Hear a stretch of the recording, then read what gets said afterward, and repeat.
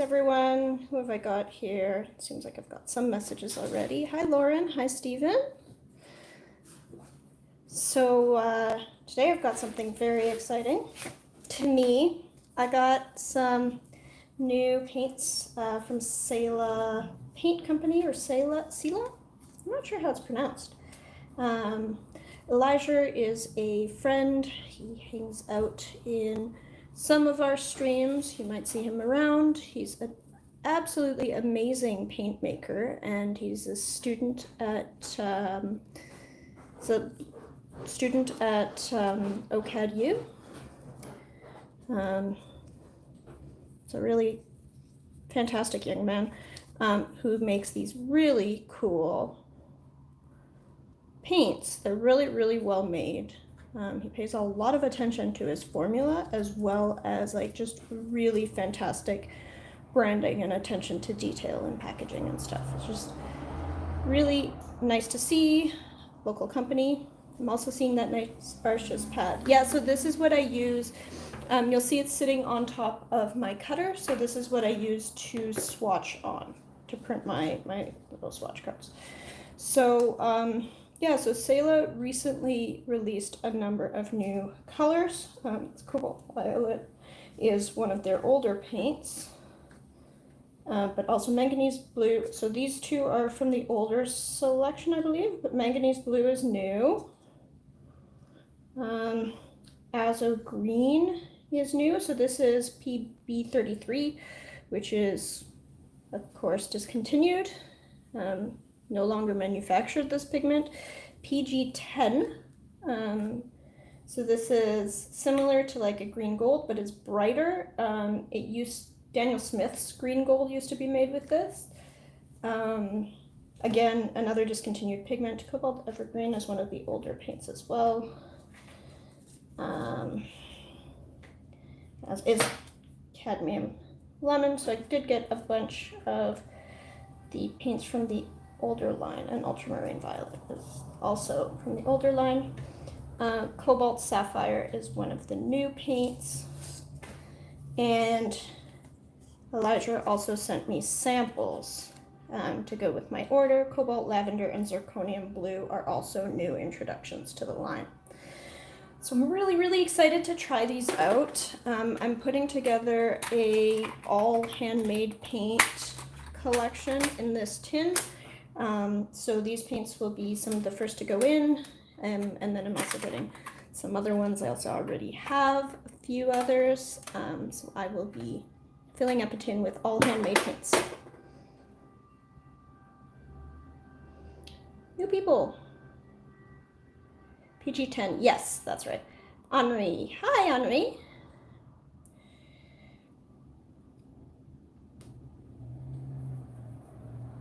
And then this is a painting.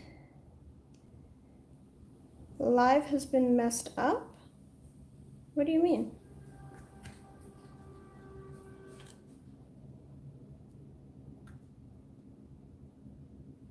Had to refresh. Oh, okay. That might be on your end. Seems to be okay on my end. Okay. And here I have a painting that I did mostly on a Patreon stream. So I also stream once a month for my Patreon supporters. And so this is a demo on painting shadows in yellow. Unfortunately, it was very humid the day that I was painting this. It's very humid right now too, but the paint wasn't drying, so I couldn't do the very last step. So I'll be doing the last step today, which is just adding in, I started doing it off stream, and then I realized that was a good thing to do on stream, which is just adding lines of fully saturated yellow and orange and stuff over the edges and shadows, just with a dry brush. So I will be doing that as well as the other stuff in today's stream.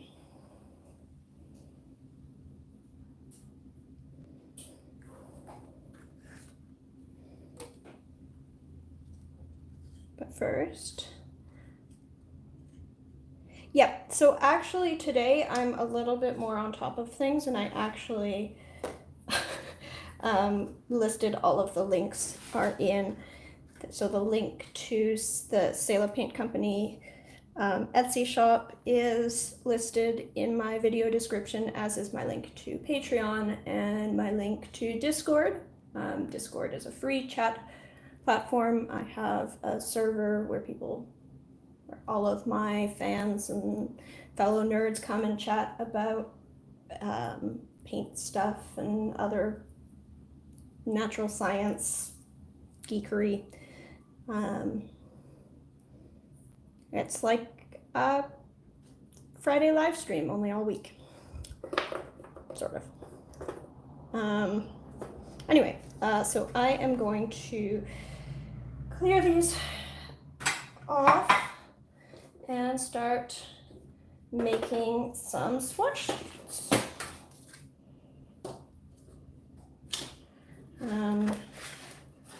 So as you all may know, I don't do any particular prep for my Friday live streams.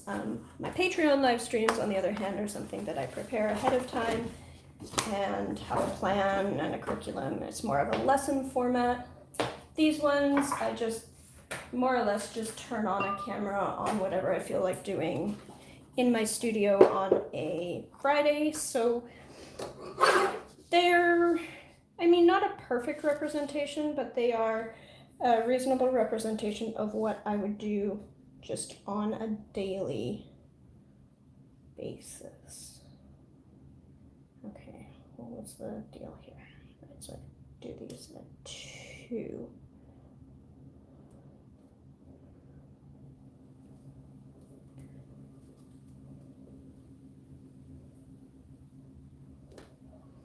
So that means that I'm not pre-cutting anything, pre-printing my swatches. This is not a very formal prepared stream at all. You're just seeing what I would do in a studio, sort of.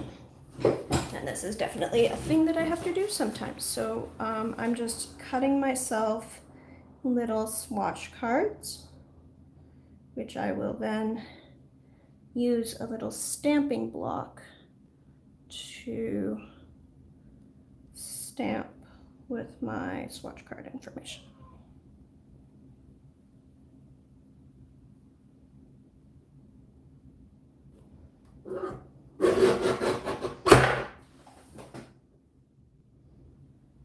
I'm wondering if the PV14 lavender will look different from other lavender.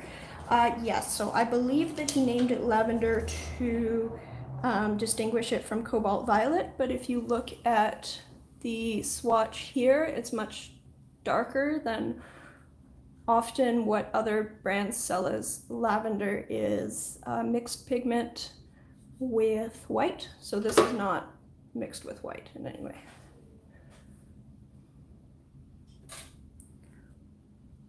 But I'm very excited to try these. All of the Selah paints that I've tried so far have been amazing.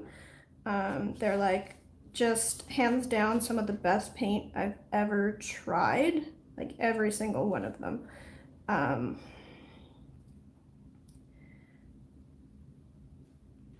And I'm not just comparing in this case to other hand mold paint. Like, I do think that it's worth supporting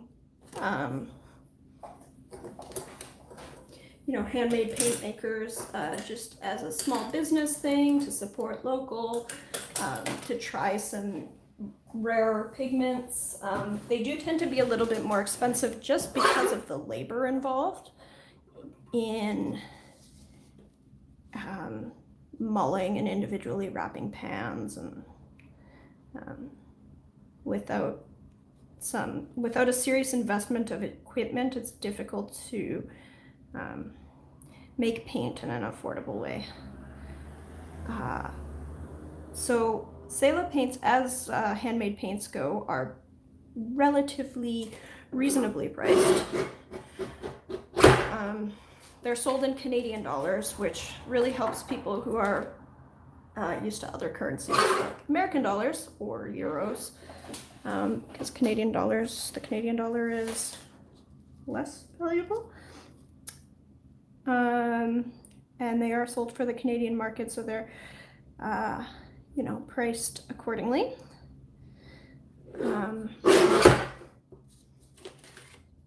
So they are fairly reasonably priced as far as handmade paints, or at least handmade paints from, you know, the developed world go.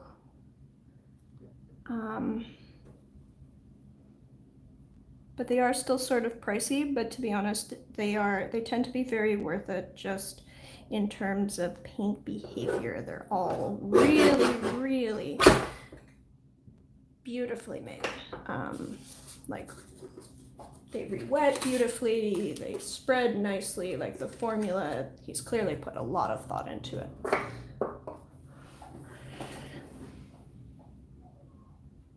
What's everyone else's favorite? Are they made in Canada? Yes, absolutely. They are made in Toronto. Is that Violet PV14? Sorry, the Cobalt Violet? No, the Cobalt Violet, I believe, is PV49 or PV47. So that's different. I think more frequently you would see PV49. This one is PV47. So we'll see how this compares to some of the other Cobalt Violets I've seen.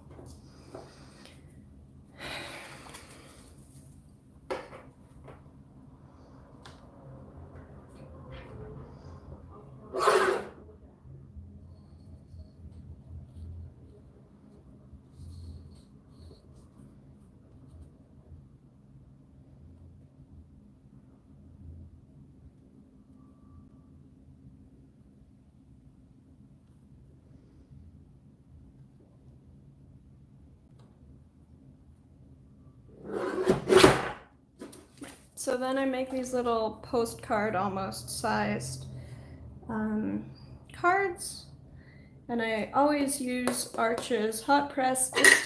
I always use 100% cotton hot press in my art. Arches is just a particularly widely available brand, so I know that I'm always going to be able to get my hands on it, so that's why I use it for my swatches, because I wanted something that was representative of what I frequently use, but obviously I use a range of different papers. So this is 140 pound, some of the lighter paper I use. It's smooth, it's sort of like an average paper. It's a pretty good representation of how my paints will work on the variety of papers that I use. And then I've got this stamp from, oh, what's it called? That is one link that I didn't drop into the description. Waffle Flower is the brand for the stamp. And so this is a Waffle Flower stamp. I just stamp on the information or the template using archival ink. And then I keep going. Yeah.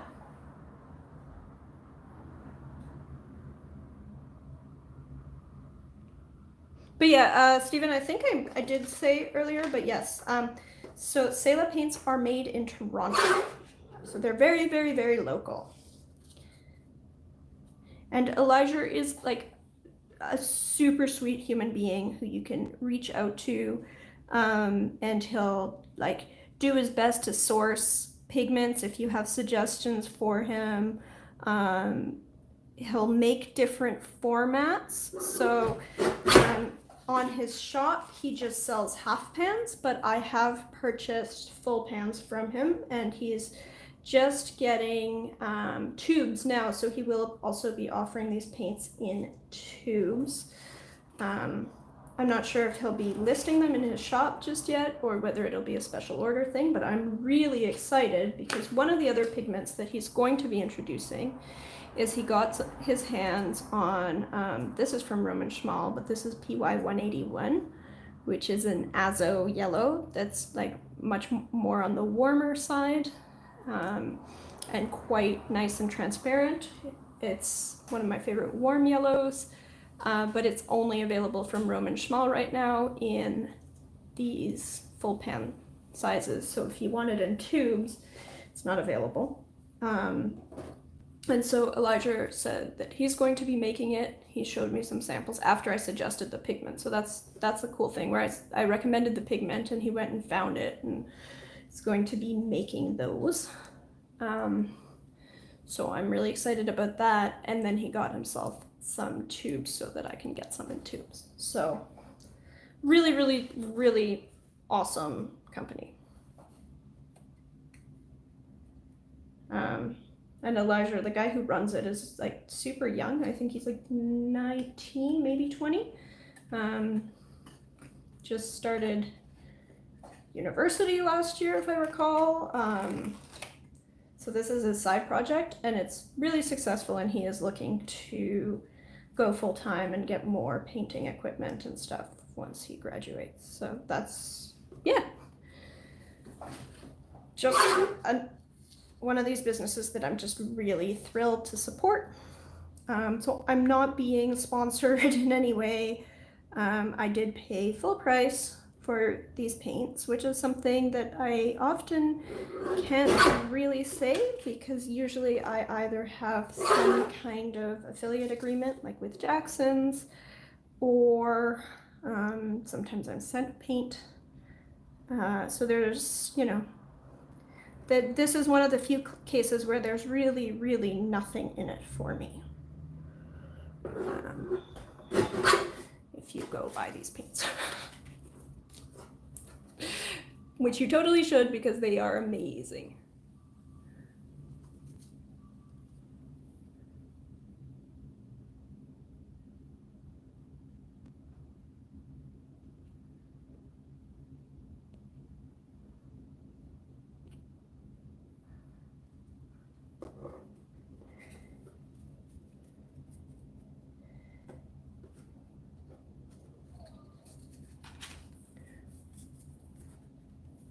Discovered watercolor paints instantly, thought it was the better approach. Just tell them the code Lee. As far as I know, there is no code Lee.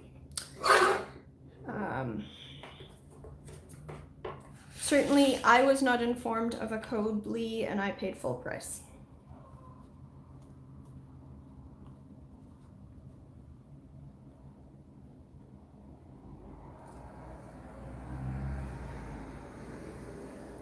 They are worth every penny.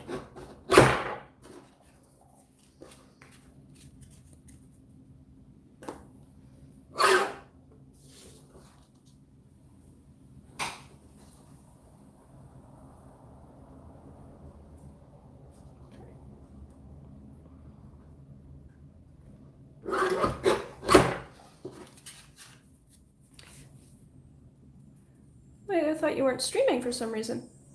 I am always streaming, I would say, except that I so frequently miss streams, it's embarrassing. But I am streaming today. Hooray! Yeah. Yep. Definitely here, swatching some handmade paints. I was just going on about how amazing Elijah's paints are, because they're really good. Dan, Penholder Art, is another great paint maker. He is based in the UK and also makes really, really nice paint.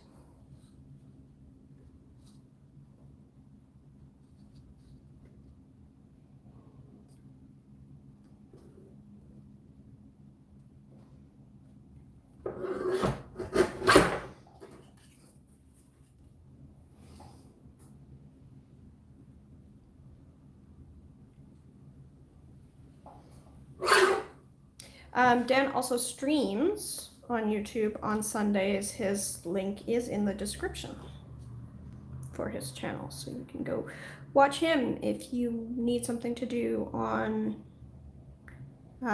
Sunday mornings if you're in Canada.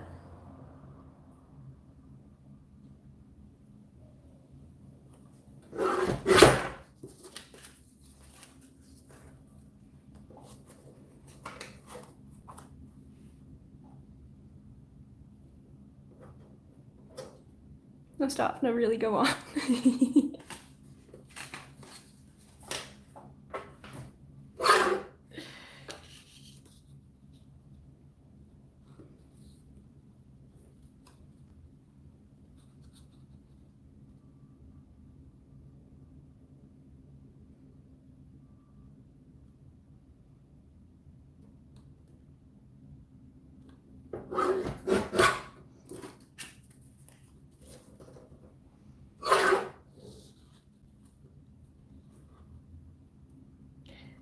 Dan, how do you feel about not being the only person who makes manganese blue anymore?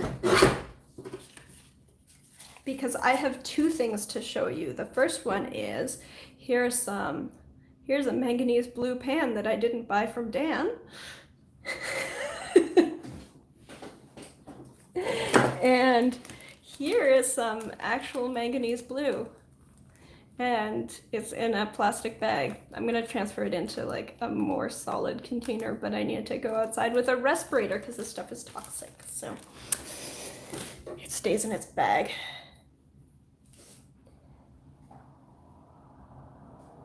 Catterday Live. No, Dan's stream is not the Catterday stream.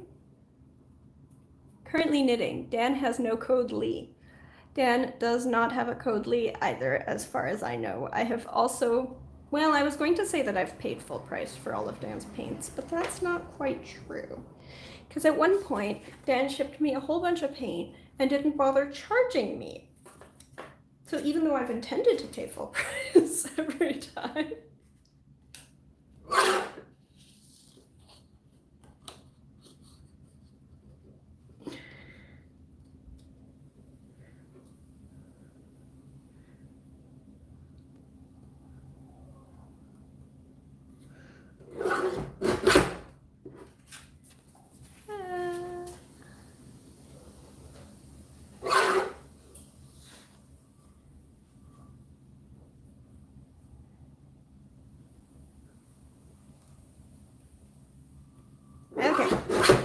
So that should be more than enough little swatch cards. So now I take the big guillotine off my desk.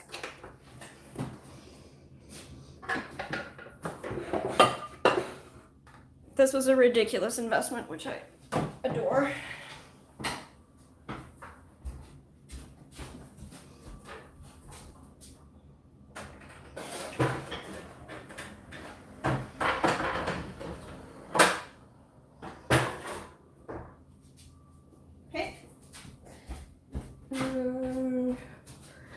Then, oh, that's from. Okay, so then I'm gonna stamp off some. Not worried at all. I still get an influx of emails about, oh, you got some manganese blue pigment. I did, and I also found a second place to get more manganese blue pigment. It's like some manganese blue pigment has like entered the market recently. I'm not sure where from, because everyone who, like, I'm not buying from a manufacturer by any means or in like huge bulk, but I have found some resellers recently. So without disclosing my sources fully, if somebody wants to make manganese blue paint, it used to be that the only place to get it was Cornelison's, and they wouldn't ship overseas without paying some courier some absurd amount of money. And that is no longer the case. You can now get manganese blue pigment in various locations that are not Cornelison's.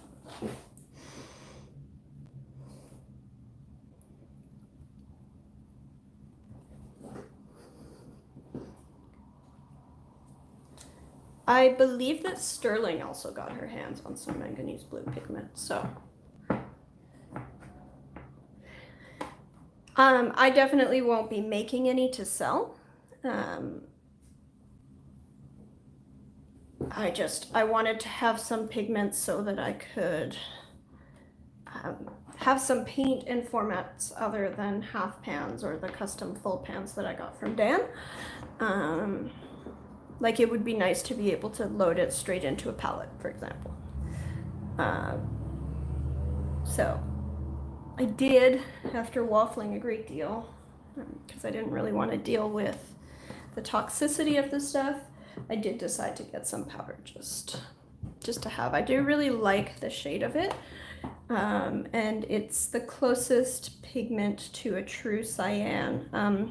PB17 is also in that range, which is, that's a phthalo pigment, but it's less light fast than other phthalos, and it's also hard to get your hands on. It's not technically discontinued by manufacturers, like it is available from manufacturers, but not so much from pigment sellers. So the thing with PB17 is you can get it, but you have to get it from, like, if you would like 30 kilos of this stuff as a minimum order from a pigment manufacturer in China, you can absolutely get PB17, but I don't think that any of us are making that volume of paint. And it's less light fast, so, you know, that's another concern.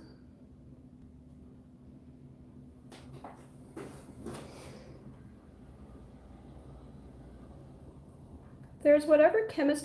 Oh, okay, so Cornellison has an ongoing source now, because for a while what they had was a stockpile, and they were saying they were going to run out. But then, you know, time went on and people kept buying it and they never seemed to be running out. So I started questioning, like, do they have a source that's making it even at Cornellison's?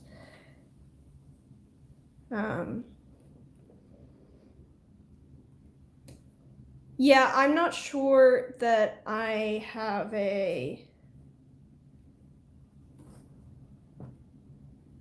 Again, I'm pretty sure that the sources I've found are just resellers. They seem legit, but they're not, I don't think they're manufacturing it themselves. That's what they were saying, probably a marketing ploy, exactly. I bought from them for like 4 years, probably several kilos worth. Yeah, so I don't, like, I imagine Cornellison's, I mean, either they had some like mega stockpile, like they did the you know, whatever Daniel Smith did with PV49, they bought out a closing factory or something, or more likely, given that they're just a small art supply store, they have a source that's making it.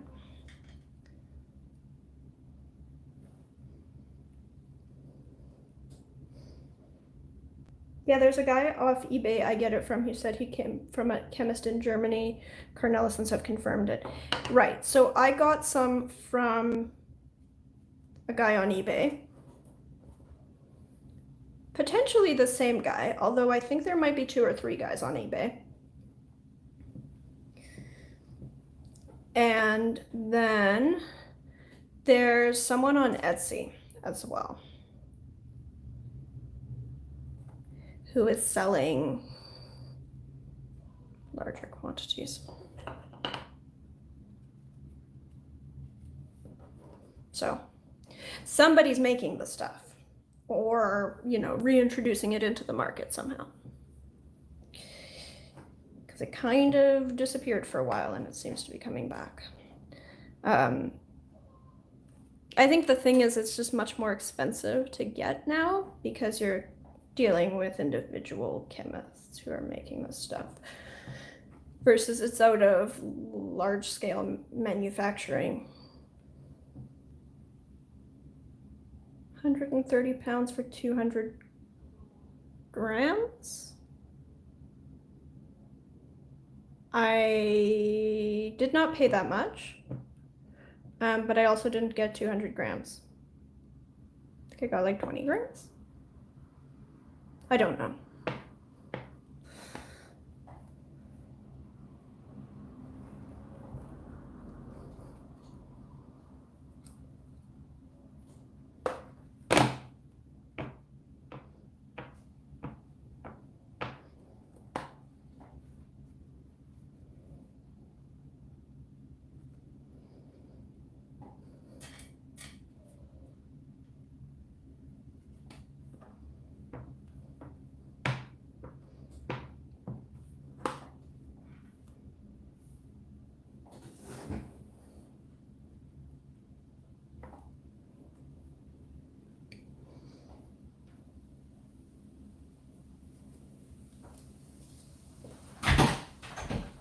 There's a seller on Etsy, I think they're in the US. Whatever. Point is, if you want to make paint, this stuff's dangerous in powder form, so be careful. But if you search manganese blue, you can probably find the pigment. With only a little bit of digging.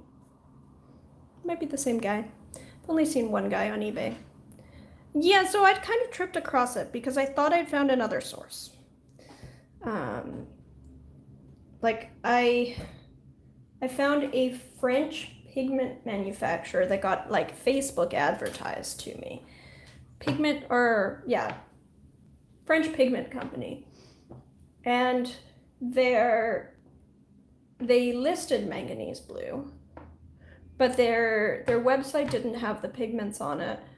You had to like dig into their documentation, like their PDF catalog, to find what pigments were actually used. So for a moment there, I thought I had found a source for like quite a bit more manganese blue.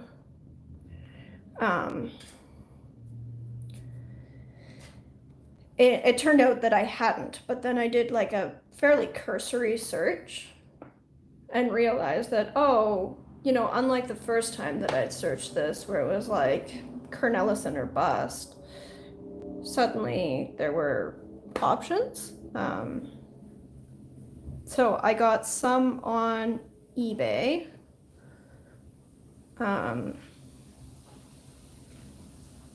Pretty much right away, and then that was, I don't know, a couple months ago.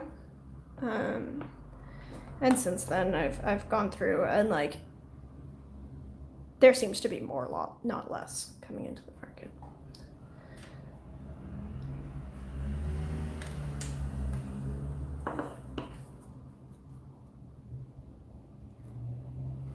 Hi, Mom. We're talking about toxic paints. Well, pigments. So on eBay, there's a UK seller and a US seller. The US seller is also selling watercolors of it. Oh, cool. I got some from the UK seller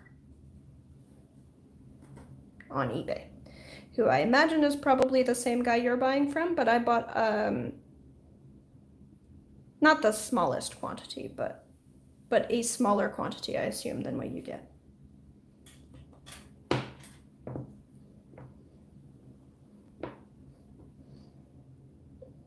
Anyway, that's encouraging. That there are some chemists out there making it. We won't properly run out. There will always be someone willing to make it.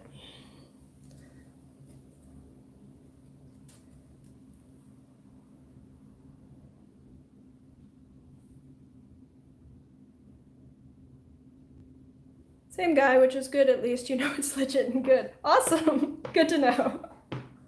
Sweet.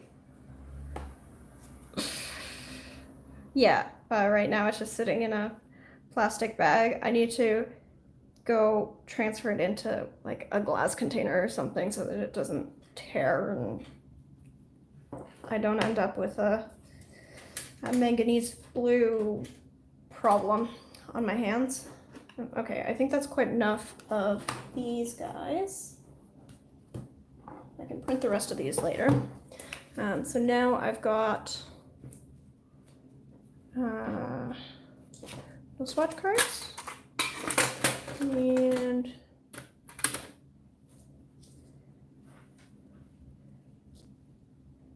a place to put them. Okay, so I'm gonna start with the existing paints. And so these are all from Selah, but I'm gonna start with the ones that were already in his line and then go on to the ones that have just been introduced. So this one is PG30 or PG26, which is really lovely. Uncommon but not unique pigment. The really neat thing about Selah paints is these wrappers are stickers, so you can use them as a swatch as well. Like these are hand painted all here, and this is all on sticker paper, so you can stick them to things. And then they're all really nicely wrapped. Like the attention to detail in these paints. Oh my goodness. So impressive. They also have magnets on the bottom. Really nice, good sticky magnets that don't ever come off. And then they have clear labels on the sides that have the name of the paint and the pigment.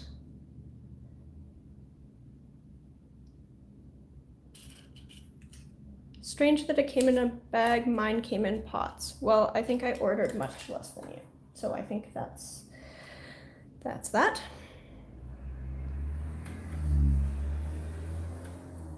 Also, when I ordered, the guy was moving, so it was a little, like there was a delay where he was like, it's in a box, it's gonna be delayed.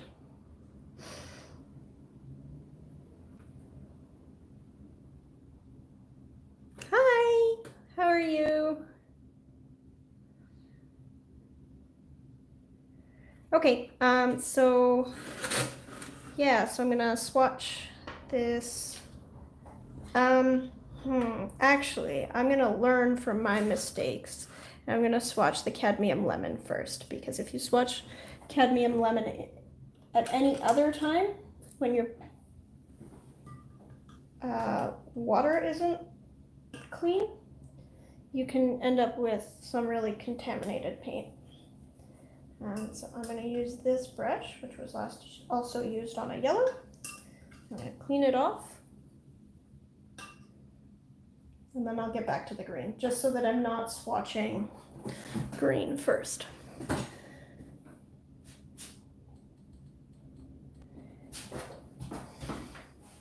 Yeah, no, the shipping was fine. And actually, like, the delay wasn't that long. He just got back to me right away saying, you know, I just moved, it's in a box, I need to unpack. It's gonna be a little while.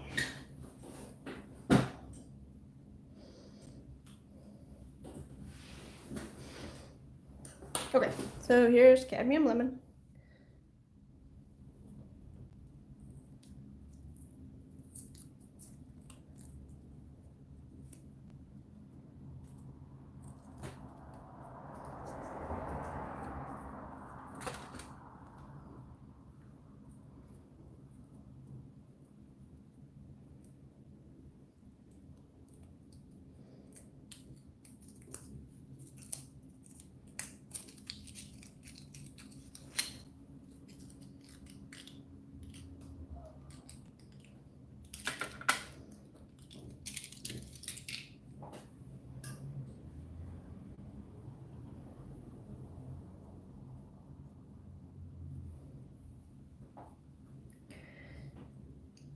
I don't frequently use cadmium,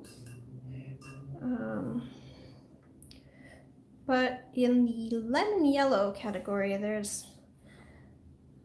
have an issue with lemon yellows, where all of the more transparent lemon yellows are either sort of muted, like green gold, or they are just not the most light fast, like PY3 and PY1, or you can get PY175, but that one has like a sort of, it sticks to the brush. It's got like a sort of, I don't know, snotty consistency. It's kind of gross.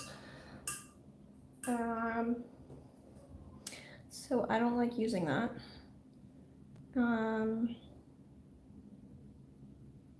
Roman Schmal has a lemon yellow, which is all right. I forget what the pigment is. That he claims is more light fast than PY3.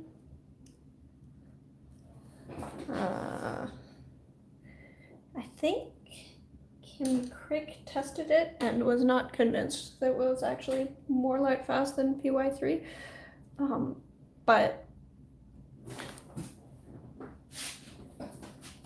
that's an option.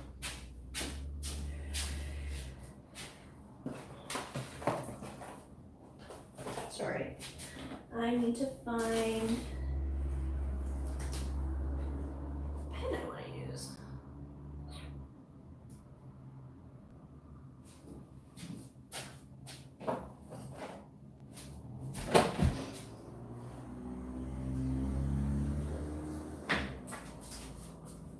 Should do.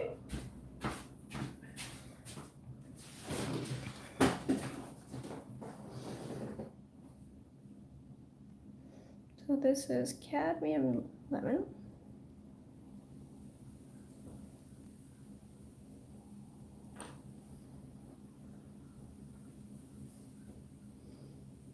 The PY3 I use is light fast as far as my test showed.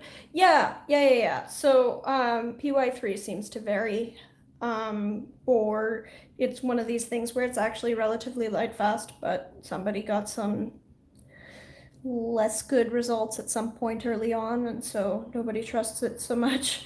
So sorry, this is Selah paint, and this is PY35, and then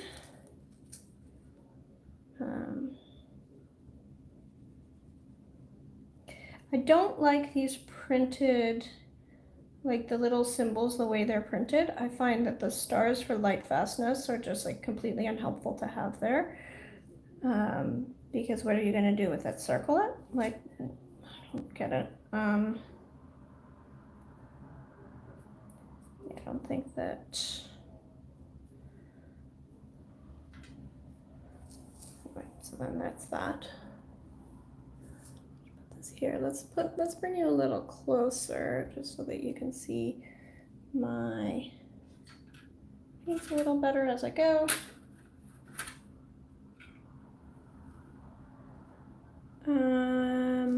What's next? Sorry. Then I am gonna do this cobalt. So the neat thing is I don't need to worry about labeling these pans or anything because they're already labeled, which is something that even professional, these are professional. Even like commercial paint brands often don't do. So it's really nice to have labeled pans. These are poured in layers. They all have these nice puffy round tops. Perfectly smooth, re-wet really nicely. Just really some of the best behaved paints, these Selah paints, I really like them. Okay, so this is Cobalt Evergreen. So this is PG26. I think somebody mentioned that this is the pigment in Core's Cobalt Green. I believe that Selah has a couple of different Cobalt Green type colors, but this is like closest to that, you know, classic bottle green.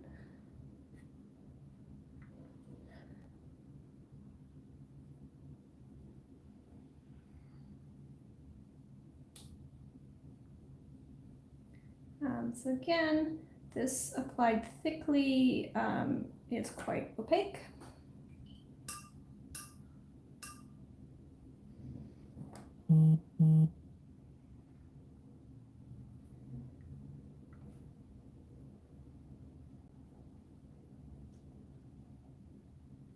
Dan, did you test the, you offer a PY100, right?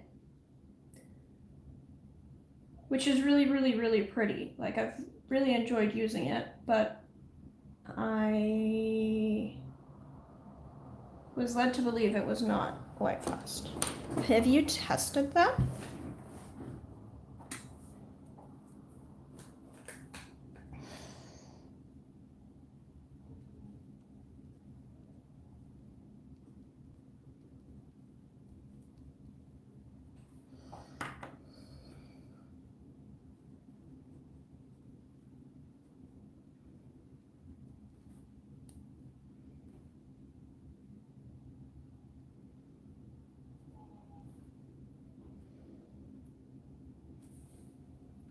We have, okay, so this is also listed as pink. No marking for light fastness 1.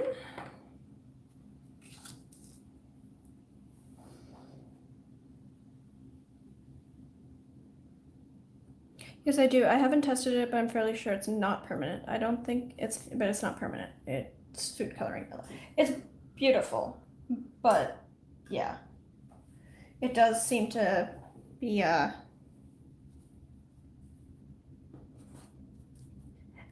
shall we say dye-like. Like, oh. Okay, what else? We can do the Cobalt Teal, right? Cobalt Teal. Ooh.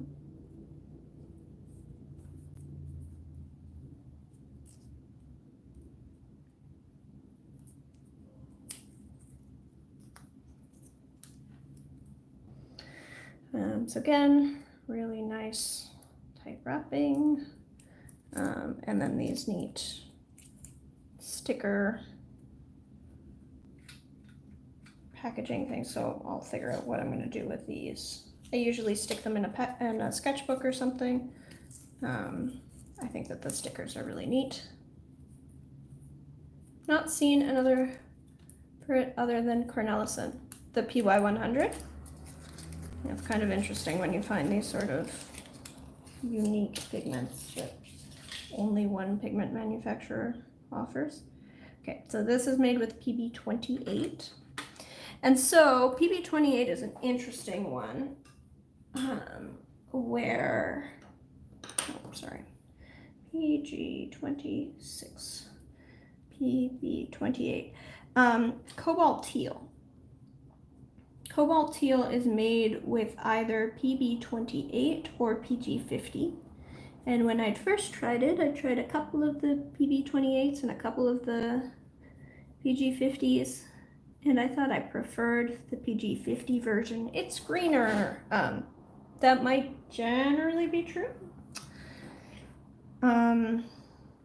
But since then, I've tried a few Cobalt Teals that I really, really love. Some of my favorites that are made with PB28. So we're giving PB28 another chance because I've heard some great things about this Selah one. Yeah, I think it is blue looking, but it's like nice and saturated. There's some huge variation across different Cobalt Teals. We shall see. So all of these, they re-wet really nicely. They lay down quite evenly.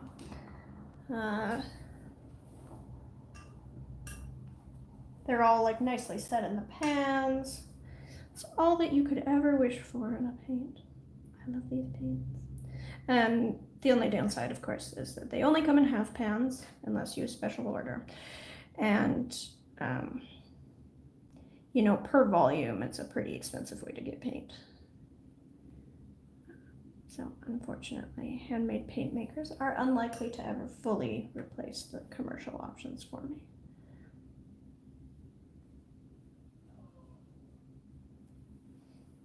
But I am looking forward to Elijah going, like, expanding his operation eventually. That will be really cool.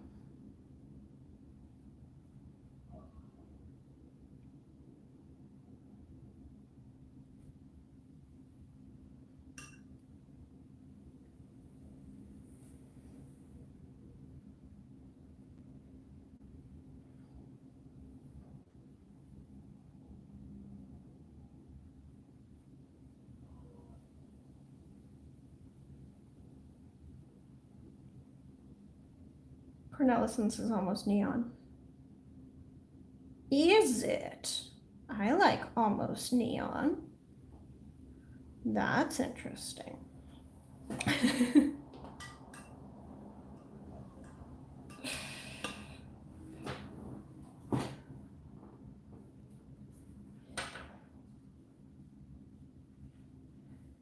Alex. Yeah. I got this arrived on Monday. You know how difficult it was to have a package from Selah and not even open the little, oh. So hard. So hard.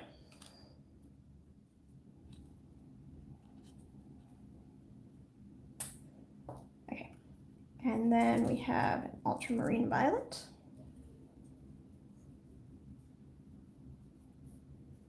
Your willpower, right? Oh man, that's all for the content. I'm so tired, but it's Selah. Yeah, right. Such nice paint, so pretty. And like, I just can't get over this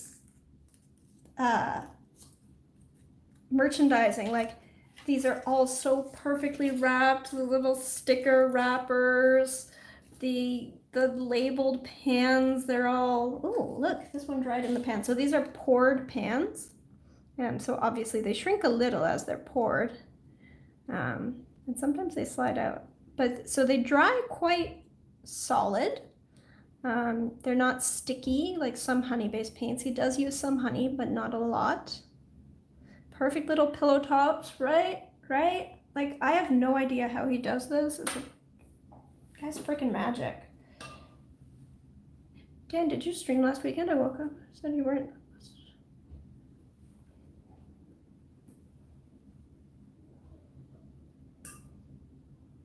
Yeah, so as I mentioned, Dan also makes really nice paints.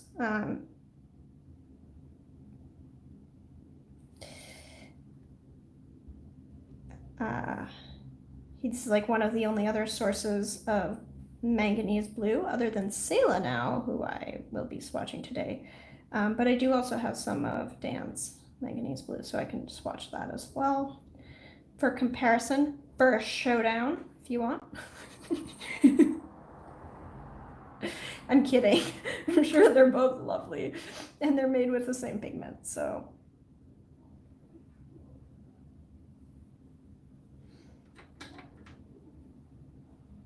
I now use zero honey.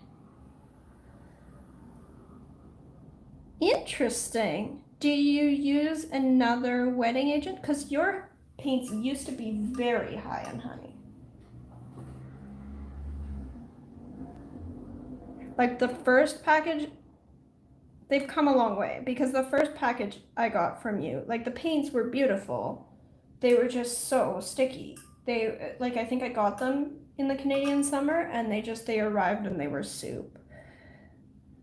And I've got some paint from you since then that came, you know, packaged much more solid and not soupy. Are you using a different wetting agent then, or? I know. Oh my goodness.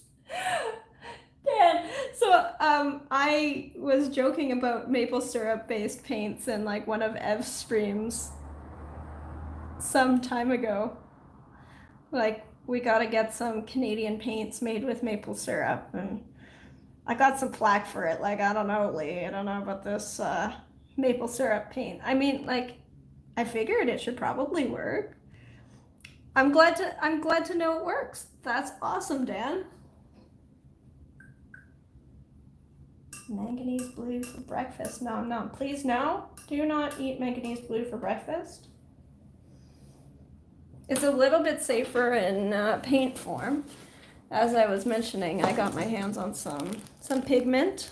It is less safe in this format, and I'm gonna have to deal with it in powder format. Yeah, my paints used to be a mess. I think I've improved over time, but that's the same for all handmade paints. I've seen improvements in both eventually everything mixes and Prush paints. Yes, absolutely.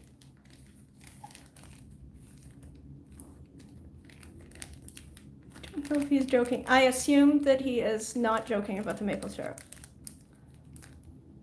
I ate some once, it doesn't taste nice. The manganese blue? You ate some manganese blue? Dan, stop eating toxic paints and stop mulling paints without protection. I don't want to feel responsible when you get some terrible respiratory thing because you've been mulling like lead without a mask.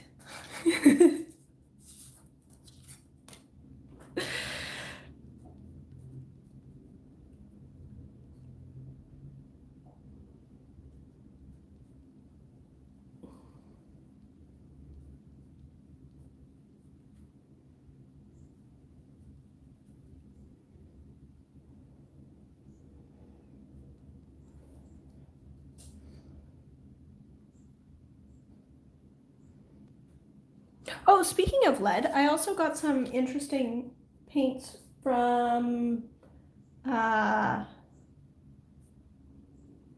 here. I'm gonna run off and find some interesting toxic paints for you. I'll be right back.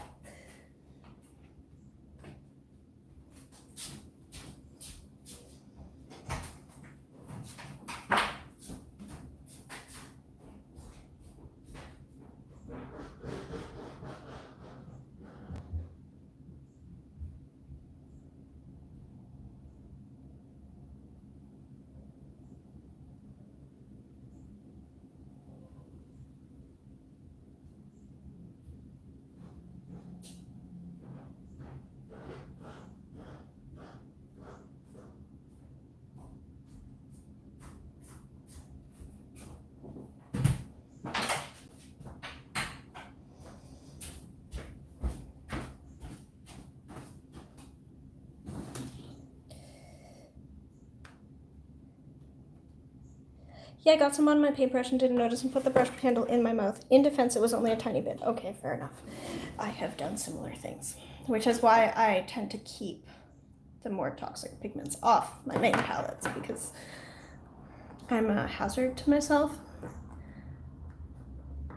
Strong PD 15. Yes, this is some granulation. It's got some like real serious granulation going on. I'll bring it back up again as it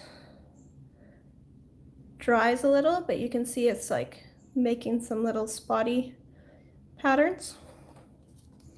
Okay, so speaking of toxic paints and manganese blue, some of you who frequent the same nerdy Discord servers as I do know that a while back I was putting together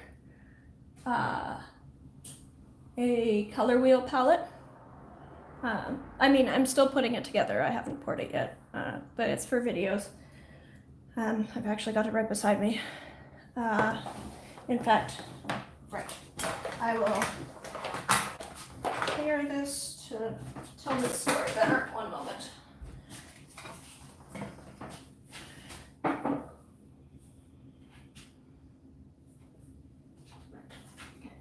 These are the Jello paints.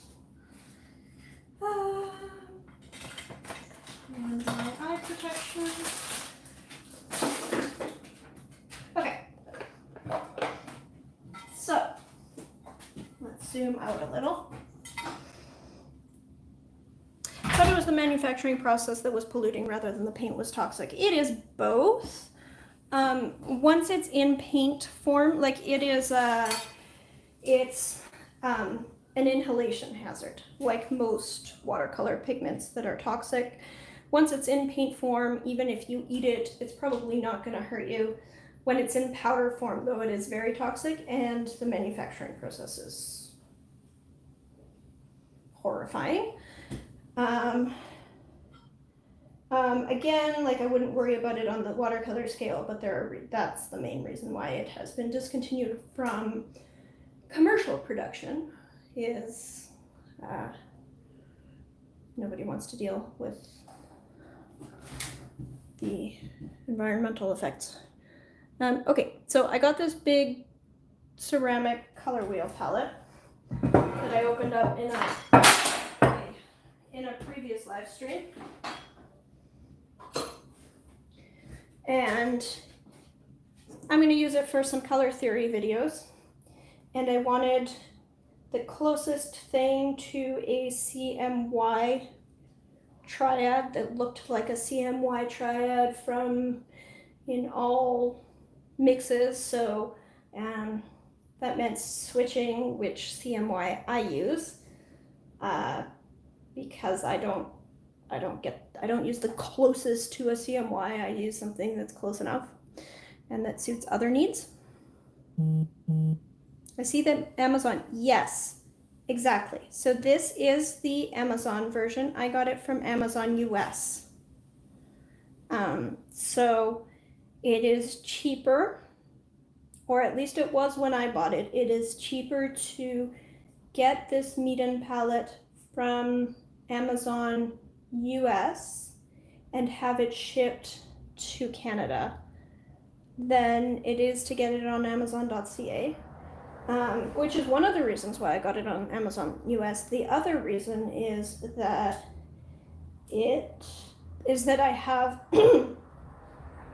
I was getting paid on Amazon US in Amazon affiliate, like my Amazon affiliate dollars on my US account were getting paid into Amazon gift cards, which means I have to use them, and presumably I have to use them on the US site.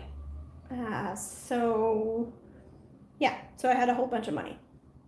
I didn't spend real money-ish on that palette. Anyway, so the closest to cyan-ish colors that you can get to true visual cyan are Manganese Blue, which is toxic and discontinued, and PB17, which is not toxic, but not very light fast and effectively discontinued. So that's a bit of a problem. And I wanted to choose one of them, but I also wanted to choose something where viewers could plausibly get the same thing. And so I was trying to source PB17 because the tube that I had, I will grab that. I have a tube of the stuff, but it's discontinued. It is the Antique Turquoise from Holbein, Iridori, and this whole line is discontinued, so this doesn't exist anymore. So then I read somewhere that Paul Rubens uses PV17 in their Peacock Blue, so I went to the Paul Rubens AliExpress store and I bought myself some things that I found there. So the first thing that I bought was this Peacock Blue tube. It turns out that it's only their pans that use PB17. This one is made with a mix of pigments. So I have this, which is not the same thing. And then they also, however, had some like weird paints made with weird discontinued pigments, like super toxic ones. So I have Realgar and Piment paint. Also from Paul Rubens that I got on their AliExpress store because I went down some strange rabbit hole. So I'll test those too. That was my story time.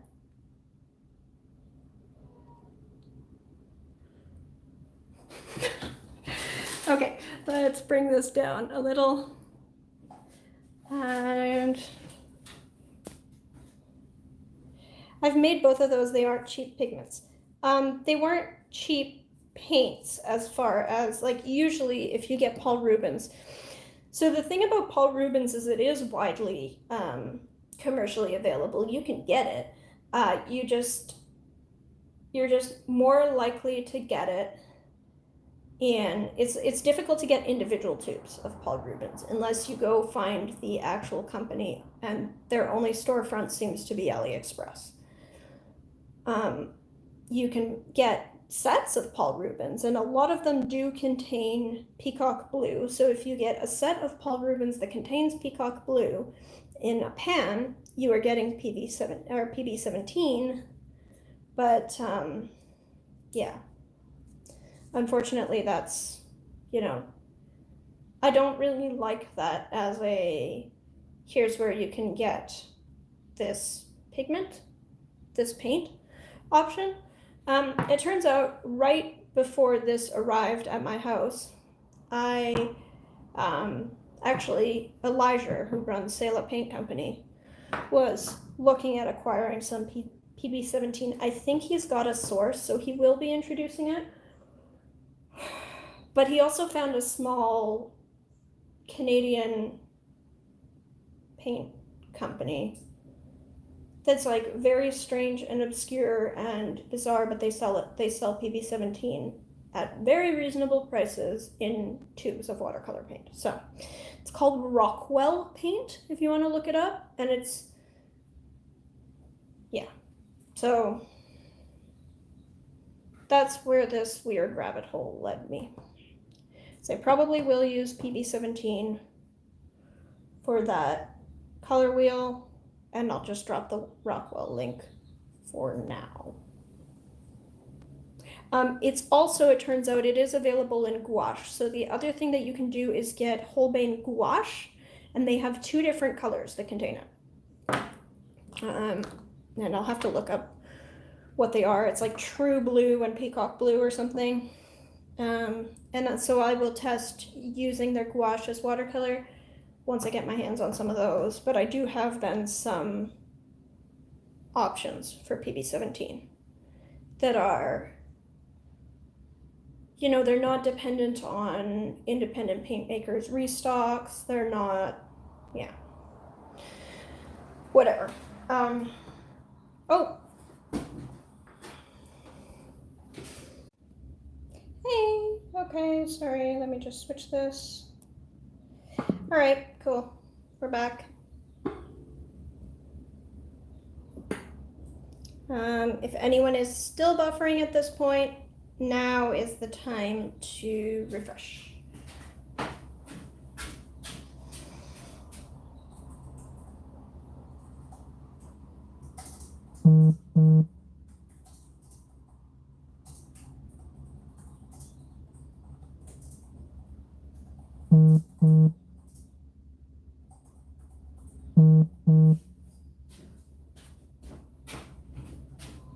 Okay, other than tired Joy, I hope you're feeling better. Hi.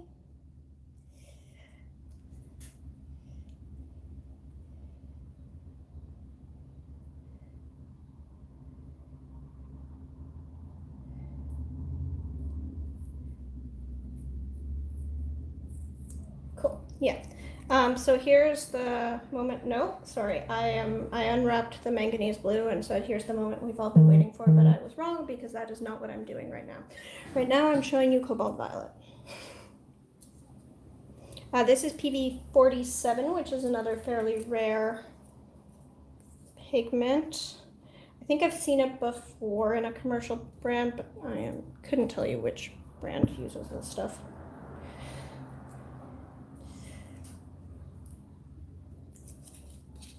More frequently, Cobalt violet light, like this shade, is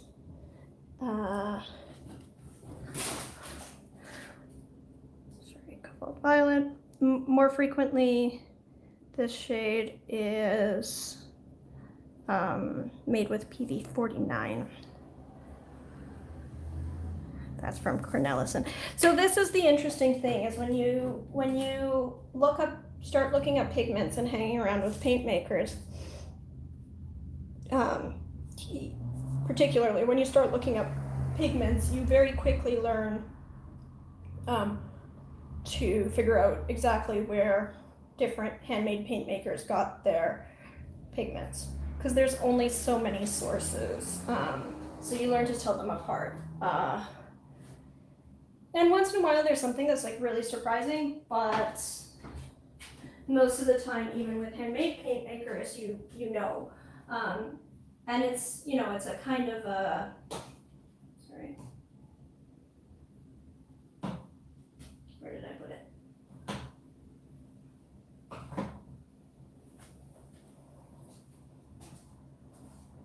I had an example, a specific example of this that I have misplaced. Oh well. Oh, right, it's on my desk from the last time So I like raw sienna. It's one of my favorite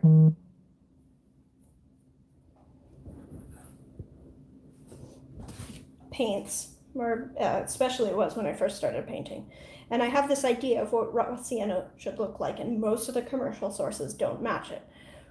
Well, very quickly I realized that all of the handmade paints that come from Canada, the raw sienna is exactly the raw sienna that I want. Well, this is logical, because all of them use this. This is Kama Pigments. It is raw sienna pigment from Kama Pigments in Canada. So I bought some. And now I don't need to buy handmade paint to get this raw sienna that I want, because like a jar like this will last me, you know, approximately a lifetime. It was like $7. And raw sienna is really easy to mull. So you learn some things. So apparently, says Dan, and I believe him, the place to get PV47 is Cornelison's. So if you really like this paint, but you want a different format, then you can just ask, and Elijah will make you a different format, I'm sure. But you can also just, okay, so this is the hardest to re-wet out of all of the paints that I've tried so far. It's still like relatively easy for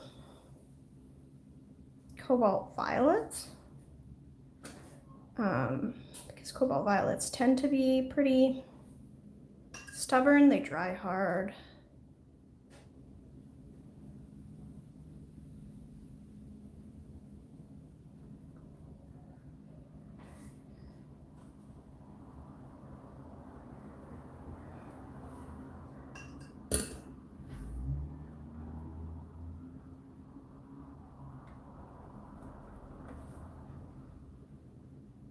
Have you tried this one, Dan?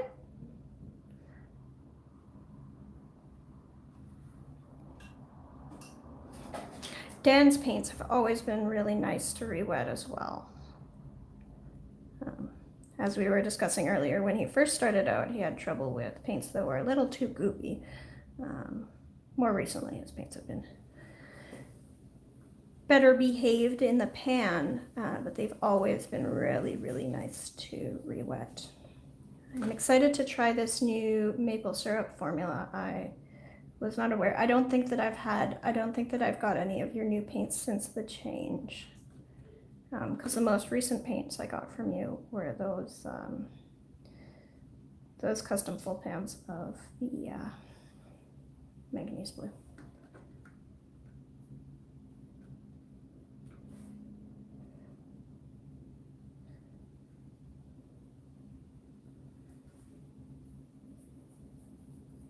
And that was like a couple years ago.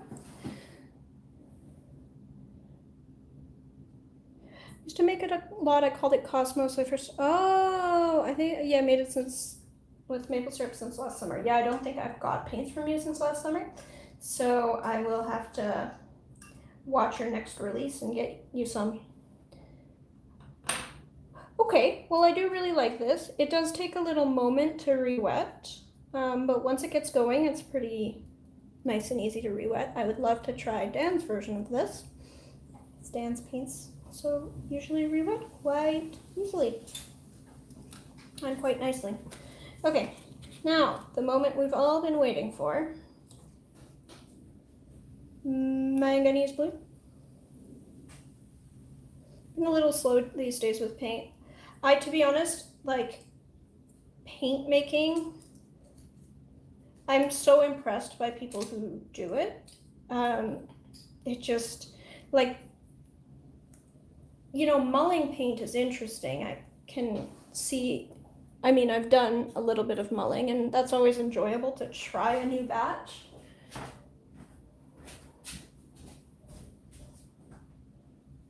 Sorry.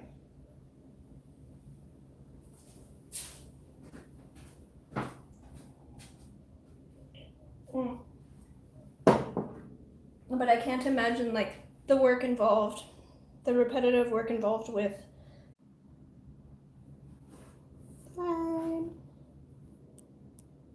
okay, we're back. Sorry, I sacrificed 2 brushes already on the altar of raw sienna. Yeah, a lot of raw sienna is a little difficult to re-wet. A lot of it has like a sort of, I don't know, gritty feel to it. Yeah, it's hard to describe any one thing. Like, it's not like, oh, they're all too yellow. It's not like, oh, they're all too brown or too dull. It's just like every raw sienna that I pick up, it's like, oh, this is not quite right.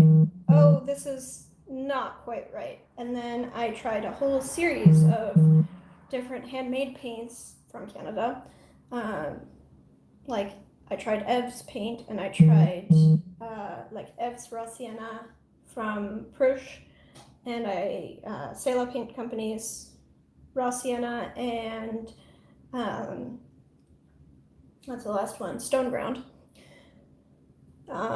And they were all nice. They're all slightly different. It's interesting, like, what difference the formula makes, because they're all the same pigment.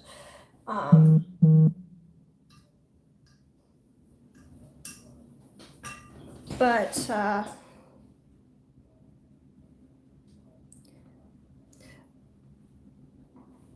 I realized, like, oh, I can stop my search because I know what all of these paints have in common. Okay, so this is the Manganese Blue, which is absolutely gorgeous, and again, very easy to re-wet. Has some beautiful granulation, although here I'm just trying to get the mass tone, so I'm going to get a little bit more, get it in there, get it nice and dark.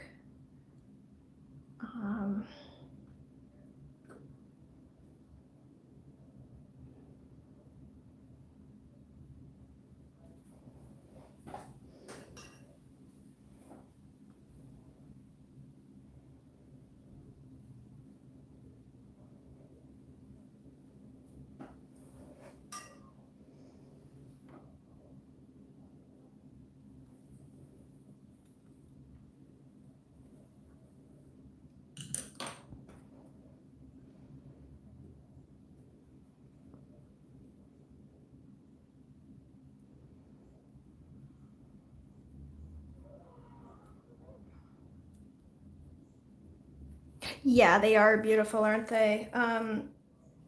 They are really lovely. Sorry, I'm also going to fill in some information on this one. So I was mentioning to the people who were here before. So Selah Paint Company it's a Canadian handmade paint company. They're absolutely wonderful. It's run by a very nice young man called Elijah, who is active on a lot of the same nerdy sites as many of us are. And so he's got a whole bunch of fairly unique pigments that he offers, including this one is Manganese Blue. And what I really love about these paints is the attention to detail in this packaging is just really wonderful, as well as just the attention to detail in like how these paints are made, how they reactivate. Like these paints come, they're perfectly wrapped. They come in a little box like this, little wrapped pan.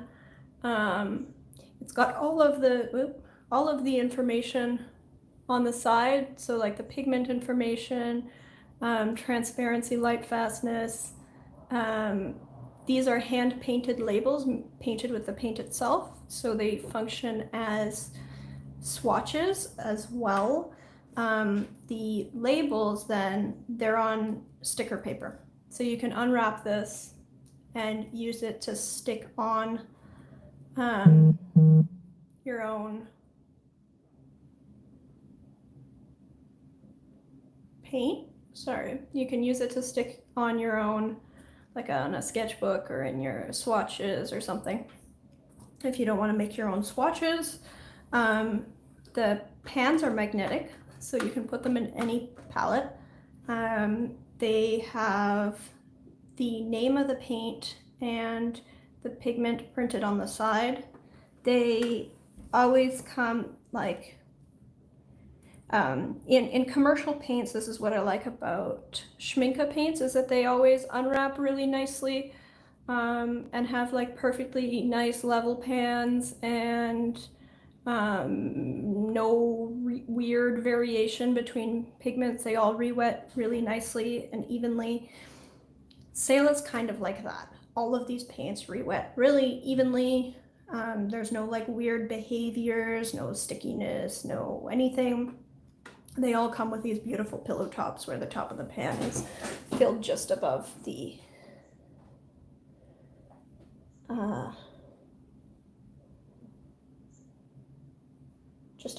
edge of the plastic.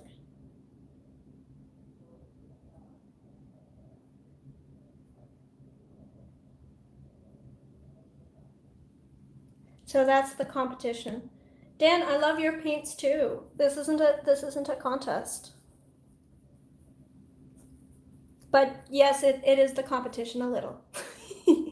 However, I'm holding you to your Cobalt Violet. I'm gonna buy this one from you, the PV47, because this is the hardest to re-wet I've found of all of the Selah paints.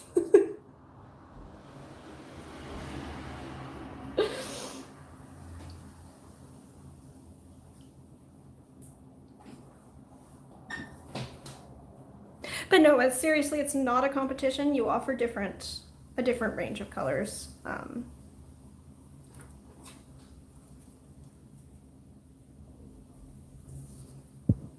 Interesting.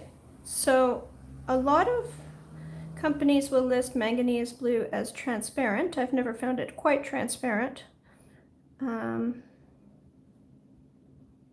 quite a bit of granulation here. I'm going to call this granulating. I'll call this granulating.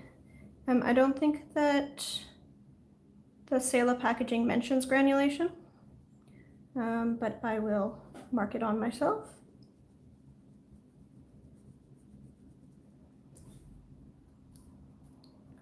Or staining. Anyway, pigment number PB33.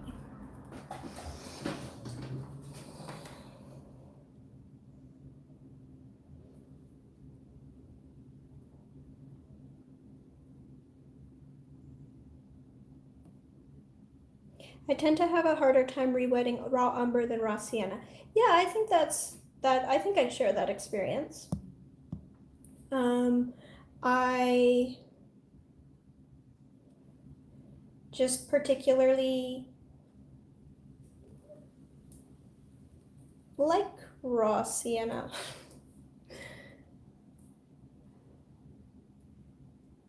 Is inky transparent and non-granulating? I have seen a couple of botanical artists describe manganese blue as non-granulating too, and I do not understand. because it is obviously granulating to me. So like, I don't know what they're doing differently.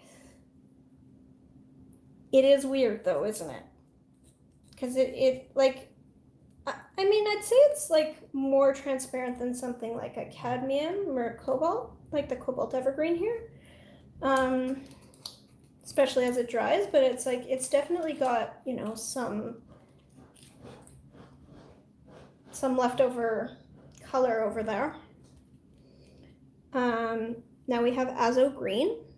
This is PG10, which is a personal favorite, I guess. I really like this color. I've struggled to make it myself. I own PG10 pigment, but there's a bunch of different varieties of PG10 pigment. If you want PG10 pigment, the place to get that is, sorry, one moment.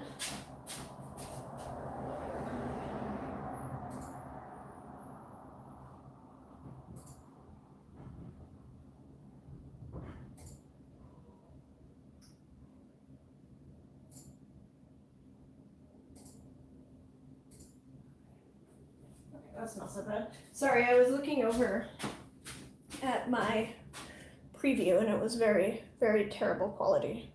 It's not as terrible when I...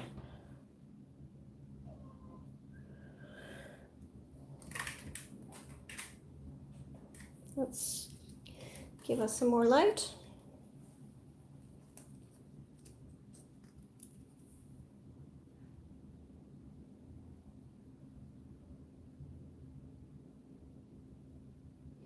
That too, and I think she said it was due to impurities or something, but I'm not sure why every manganese blue I tried was the same.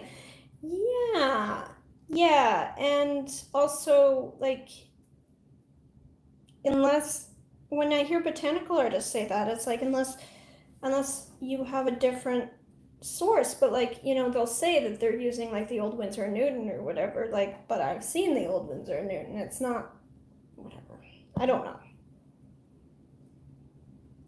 Sorry. This PG10 is, PG10 is from Gara. If you want to get the pigment, you get it from Gara. But they have like 6 different versions. So either you get 6 different versions and you try them all, or you take a guess. I chose extra, extra, extra dark, and that was the wrong guess, because that gives you a very brown pigment. Not as nice and bright green. So I don't know which one this is made with. Elijah won't tell me. But also it doesn't, the thing is, I'm not going to mull more PG10. PG10 is hell on earth to mull.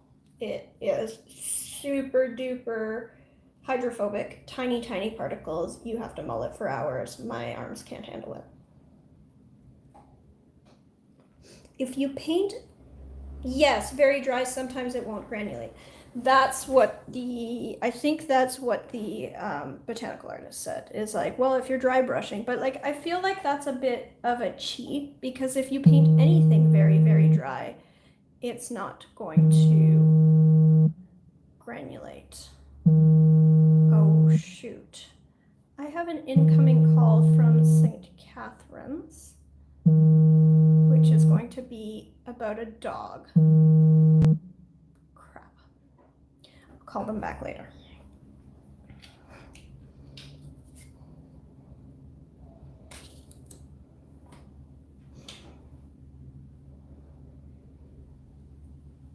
Doggy. Yeah, I'll just call them back later. I'm sure they can leave a message. I'm sure it can wait. Yeah.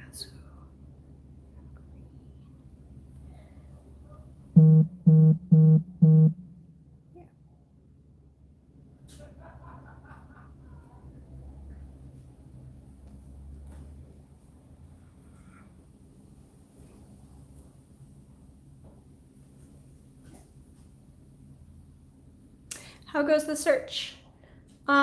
So I've applied at a number of rescues, and Generally, I haven't heard back a huge amount. There were, right at the beginning, there was at least one rescue that got back to me and said, oh, we're very sorry, we've already started an adoption process for this specific dog with someone else, but we'll keep you on our lists. And then yesterday I got the rudest reply back from a rescue where they said, you know, your application has been discarded because you don't meet our organization's requirements. And like, it was very strange because I was like, well, really? Like, I don't know, I think I'm a pretty ideal home. You know, we own our own home. It's a detached house. We're home all the time. Financially stable, like old enough to have a stable life, but young enough that we're not going to be seniors anytime soon. We can walk a dog, we are active, whatever. Yeah, I'm not sure that it would work though, because I'm using the same phone to stream.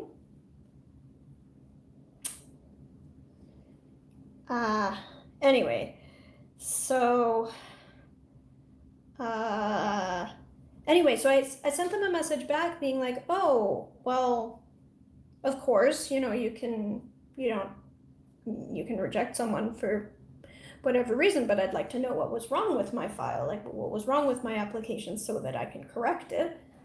And I got back a reply, like the original email said like, oh, and so your application has been discarded.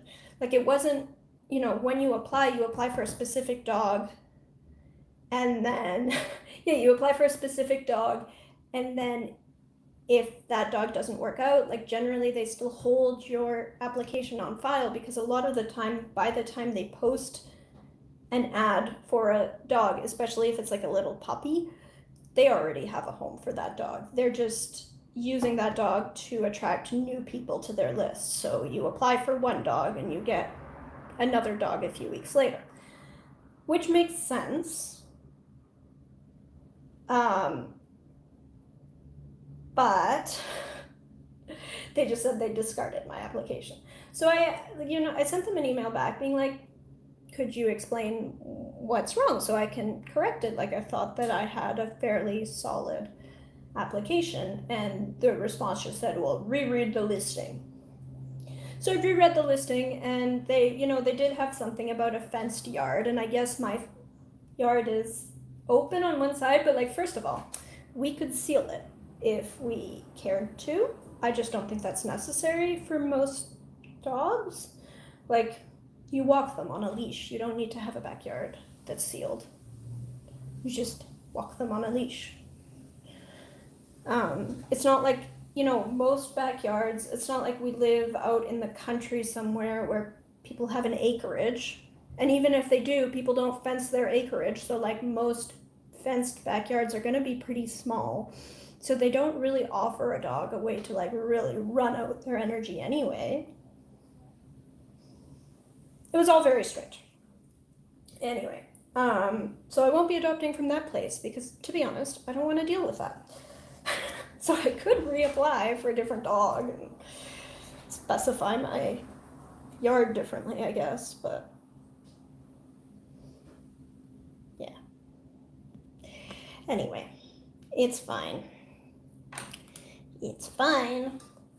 But that was rude and kind of a bummer yesterday. But everywhere else has been fine. I just, you know, haven't gotten anything solid yet. But I'm pretty sure that the call from St. Catharines is the Niagara Dog Rescue, who was due to call, like, probably today or Monday. I sent in an application for a few of their dogs.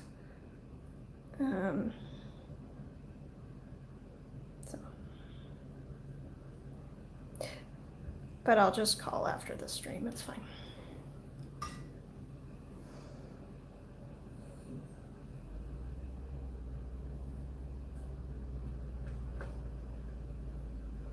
They're calling after business hours anyway, so it's not like, oh, I'm gonna miss it because it's not business hours.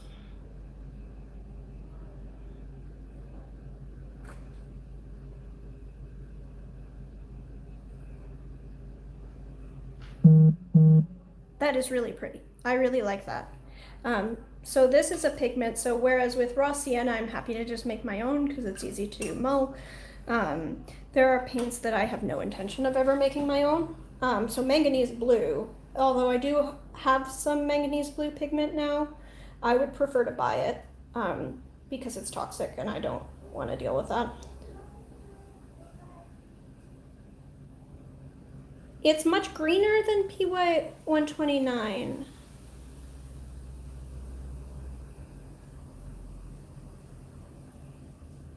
Here, look. So I choose the greenest PY 129s that I can find.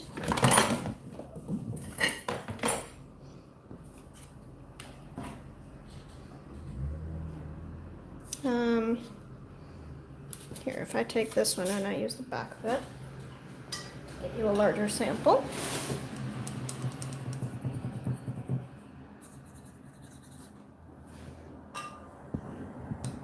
Like maybe the lighting isn't showing you the difference, but it's different. That's PY 129. This is PG 10.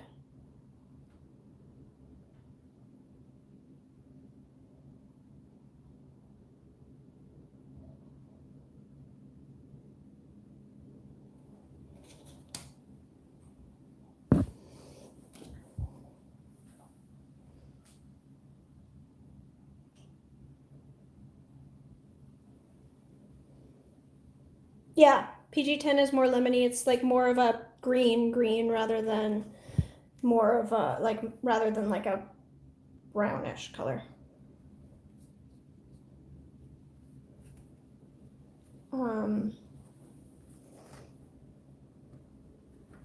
They are close, but you know, if you have two colors that are close, you choose the one that you like better, and I like PG10 better. Oh, yes, okay.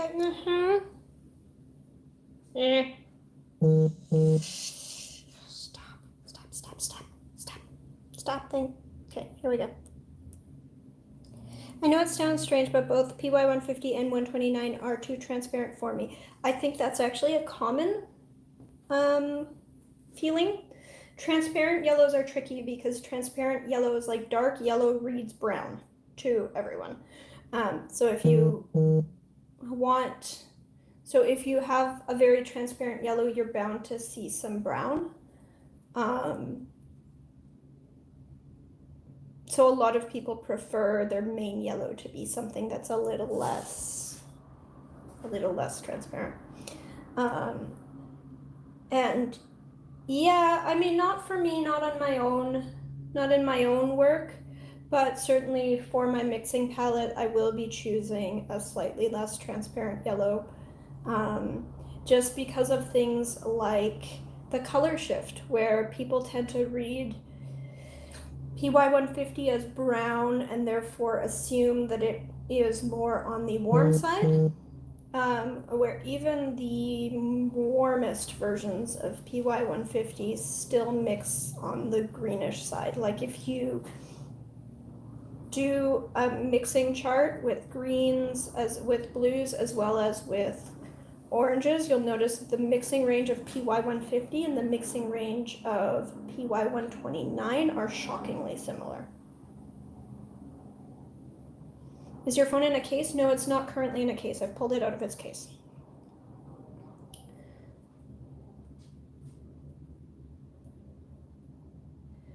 Yeah, by the way, if somebody has some suggestions for streaming cameras, I'm so annoyed right now.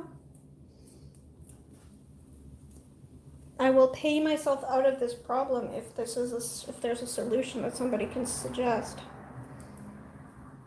Yeah, I'd like to try some cadmiums. I haven't since I was a kid.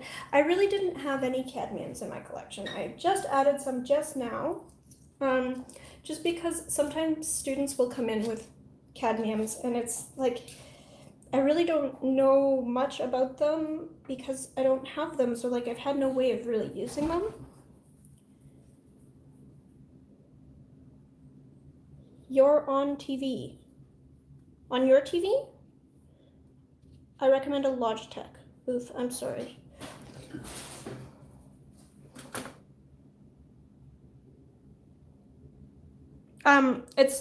It's like 30 degrees here. We haven't turned on the AC today. We probably should. But it's like 30 degrees and humid, so there's nowhere for the heat to go, I think is really what's going on. So it's overheating, so it's draining its battery faster, so it's shutting down randomly. So like every time that this is going down, what's actually happening is I can tell right away when the stream dies because the entire phone just like it buzzes and then it dies.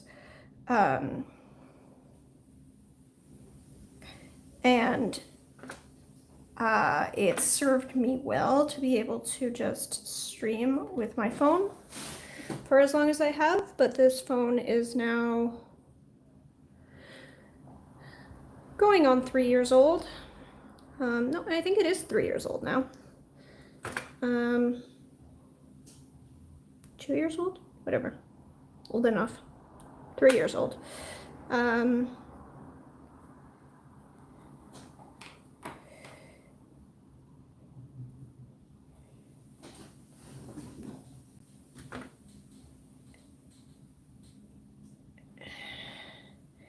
Oh, it probably is damaging the battery, but like generally its battery life is pretty okay, unless I'm streaming. And then if I'm streaming, if it's fully charged, I can get like a 3-hour stream out of it. 2.5, 3 hours.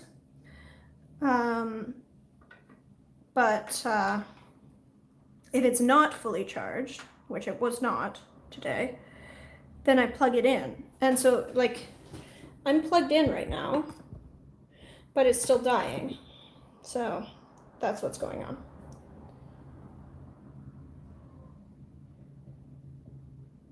Okay, Sony.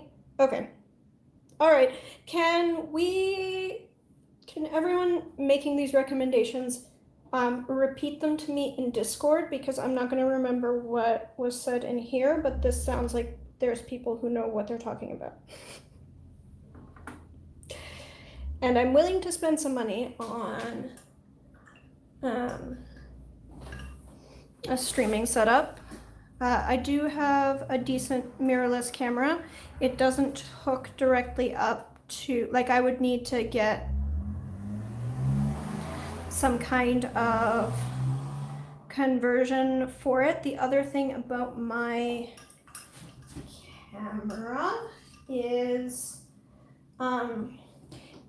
its live focus is a little dodgy, like slow, which makes it great for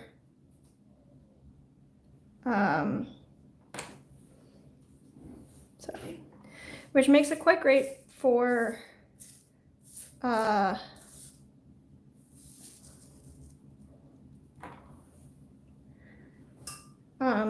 painting videos where I just focus on the paper, but the thing is in streams I often move around a fair bit more.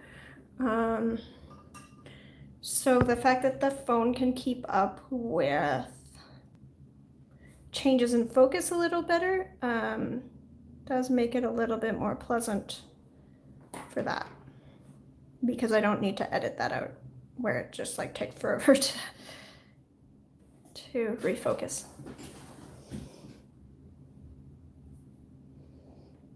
That is gorgeous.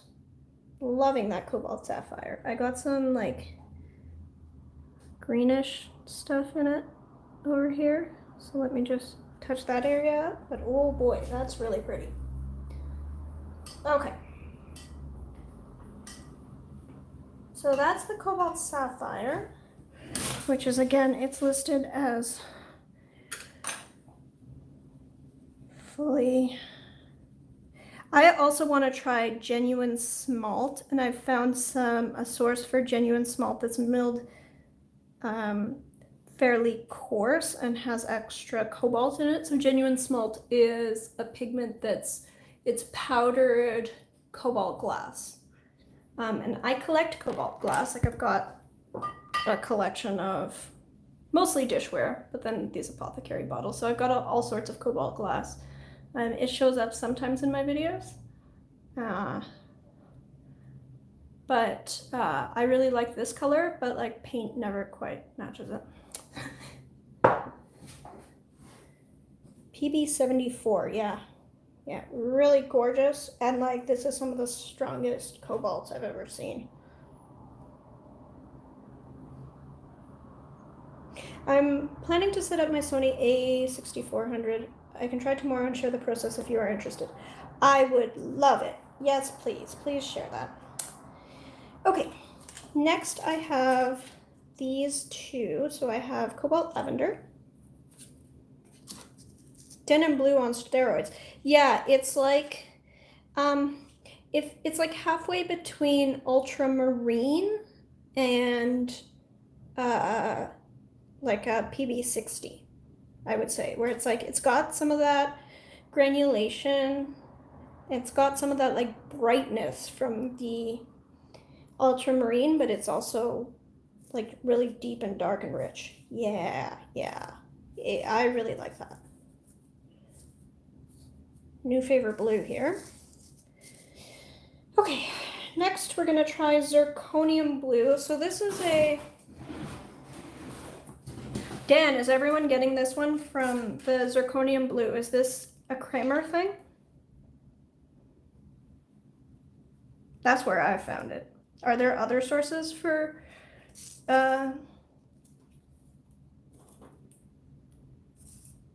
PB71? Or is everyone using Kramer?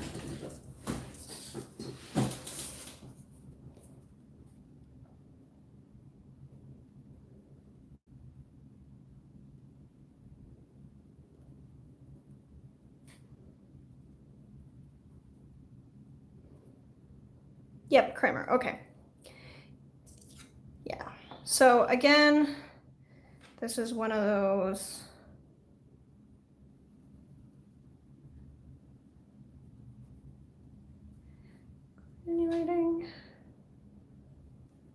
granulating for sure. And probably at least semi-opaque. It's not listed on the little swatch. So Selah does these really cool stamped cards where the sample is painted on. They're a substantial sample, so if I like the paint, I can just peel it up off the paper here and pop it into a half pan. And it's like maybe like a quarter of a half pan in there. So like quite a substantial sample. He's quite generous with these samples that come along.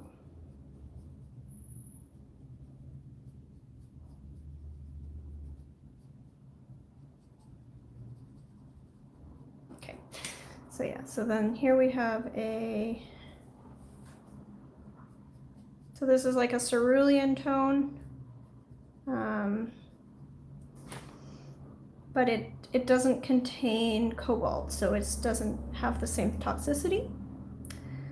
I don't think that it's available from any of the large commercial brands, but a number of different handmade paint makers make versions of this, make paints with the zirconium, zirconium cerulean, PB71, and it's offered as a pigment and as a paint by Kramer.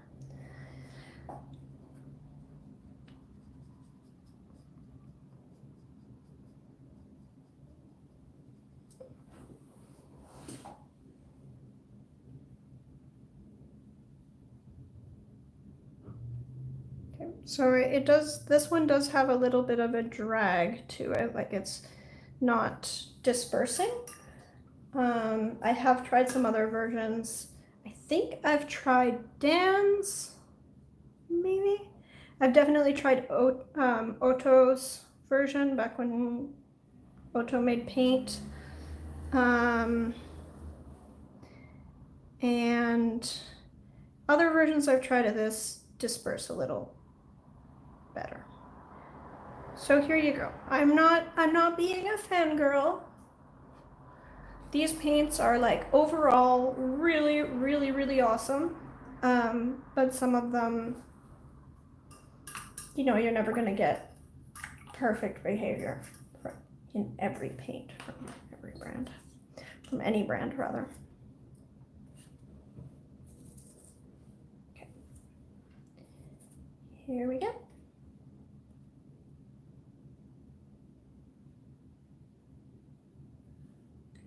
Yeah, it does. This one is a bit gooey. Now other PB 71s I've tried are less gooey, and yes, it is. This one again is a little, feels a little chalky. Now that is something that I've noticed with a number of PB 71s, is that they have a little bit too much of that like white chalky feel.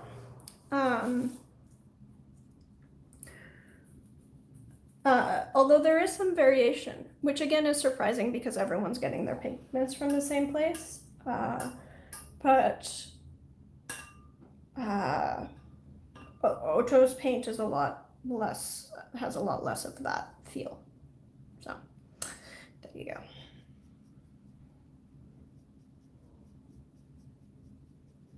Dan, I think I have yours too, and I think I found it similar to Otto's, but I have Otto's in a palette that I use more frequently, so I'm not shunning you here. I just literally don't recall yours as clearly. But it was like this one I'm finding particularly gummy. This Cobalt Lavender, on the other hand, oh, this stuff is magic. Like the re-wetting and the coverage on this. This is gouache-like. This is insane.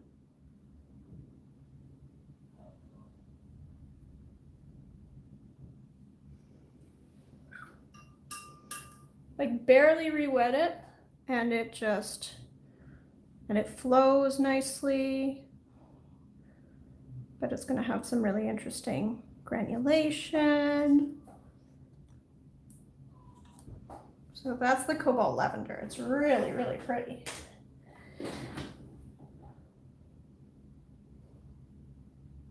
Might be to do with her binder. She used pre-made binder. Oh, did she? Okay. Yeah, so I haven't, like, I don't sell paints. I do occasionally make paints for myself. And you know, I've sent out a pan here and there. I think, Stephen, you might have some paints that I made. When you came by my studio, I may have given you some. I just use this stuff for my binder, but then I also do throw in honey. I haven't tried maple syrup yet, despite joking about it. But I'm excited to try Dan's maple syrup paints. How does it compare to Manganese Violet? It is a little bluer than most Manganese Violets I've tried. I don't think I have a Manganese Violet handy.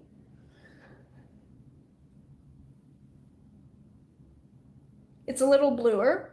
It is less granulating and easier to re-wet, would be my assessment. It's also a bit darker. So it's a bit darker, a little bit cooler, like a little bit more blue. And easier to re-wet. And it's darker. I think I already said that. This definitely makes my top few. Okay, so I am going to give this a, I don't know, semi-transparent. It looked pretty dim opaque, but as it's drying, it's showing the lines underneath. And it'll be a light fastness 1. This will also be a light fastness 1. Okay, so that's the Selah paints. I guess we can try some toxic fun stuff.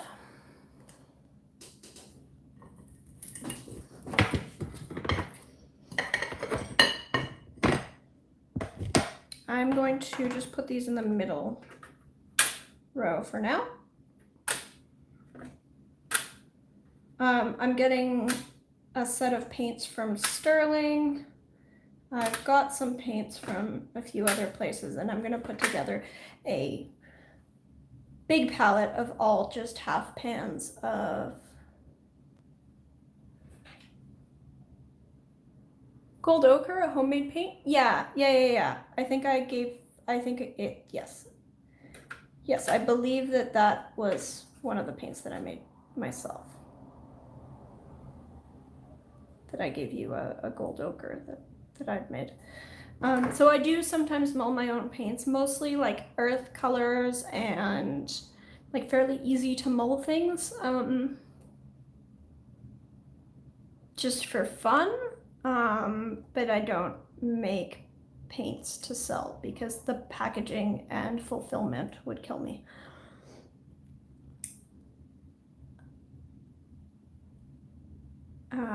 Okay, so then I've got some Paul Rubens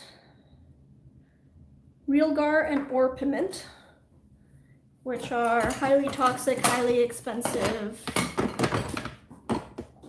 pigments from antiquity sort of stuff.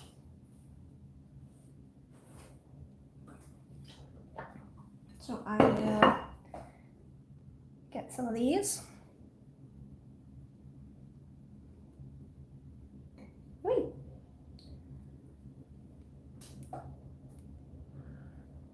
And let's move these out of the way.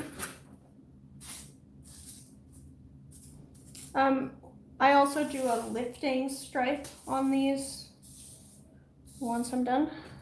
I'm just gonna close this now, put it away. And here. So this one is, this is, uh-oh, what was that? Nope, that was the wrong thing. I was using this one, right? Yeah, okay. To make sure that I've got, so this is Piment.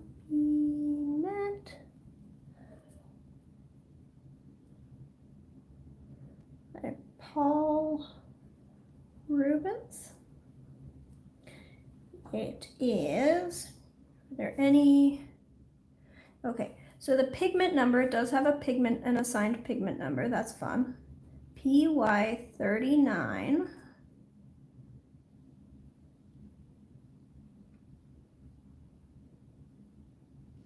So this is arsenic trisulfide.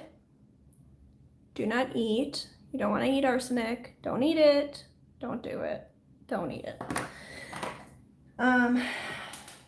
And so now we're gonna paint with some arsenic paint because of course we are. Mom, you still watching this? Look, I'm painting with arsenic. Nam, nam, nam.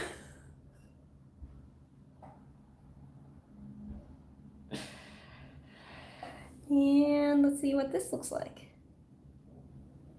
That's kind of a muddy yellow.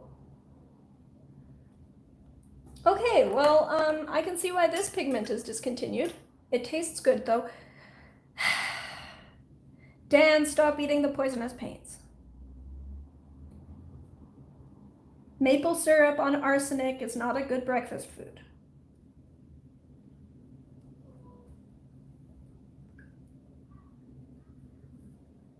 But it's natural, surely must be okay. teacup far away from paint water. There is no teacup today. For exactly that reason. Okay. So like my comments on this paint, to be honest, like this is just an ugly shade. Like this is like the worst, muddiest yellow ochre that you've ever seen. Like there's a reason this pigment was discontinued. It's because you don't want this shit in your painting. It's freaking ugly. Ugh.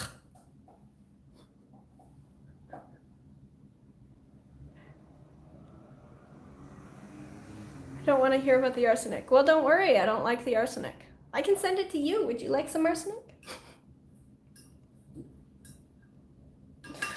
I'll send it to whoever wants this beautiful, beautiful color. Oh, yeah.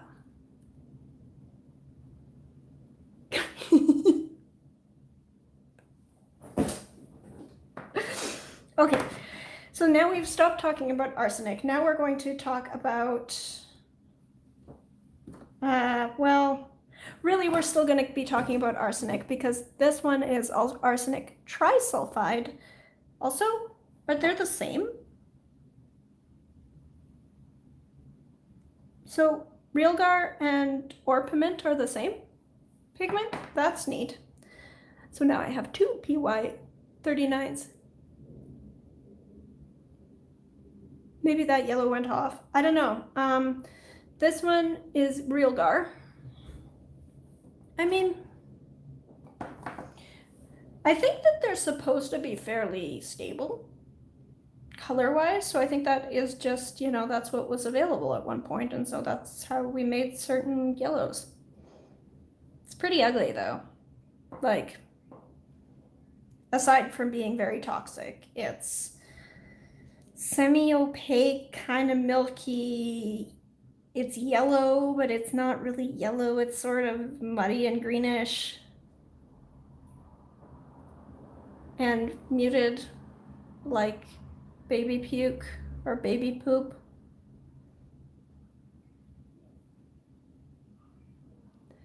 Yeah, I mean, like, to be honest, if you have a choice between this and an ochre, just use an ochre.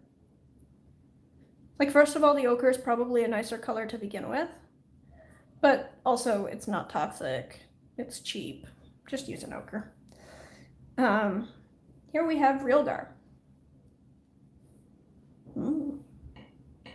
Okay, that one looks like a much more attractive shade on my palette.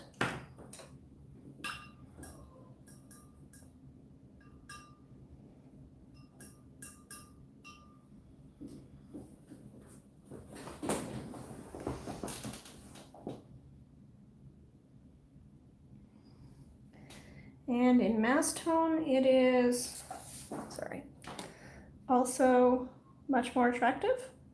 But again, does not seem like this is a necessary pigment that's like, oh, I don't have other colors like this. Like, there are other colors like this. You do not need this pigment.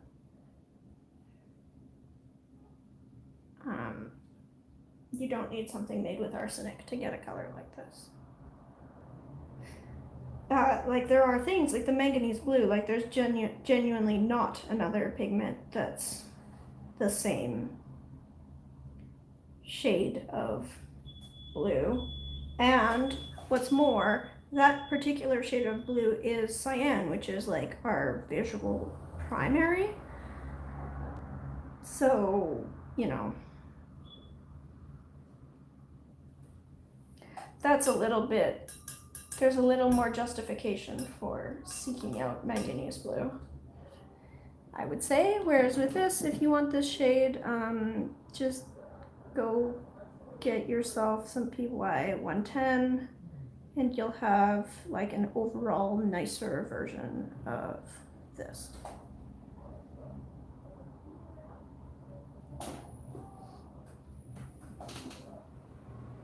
Or like a cadmium orange. Also just a nicer version of this. Still cadmium, but like not arsenic. Yeah, So then this one's Realgar, which is weirdly the same pigment.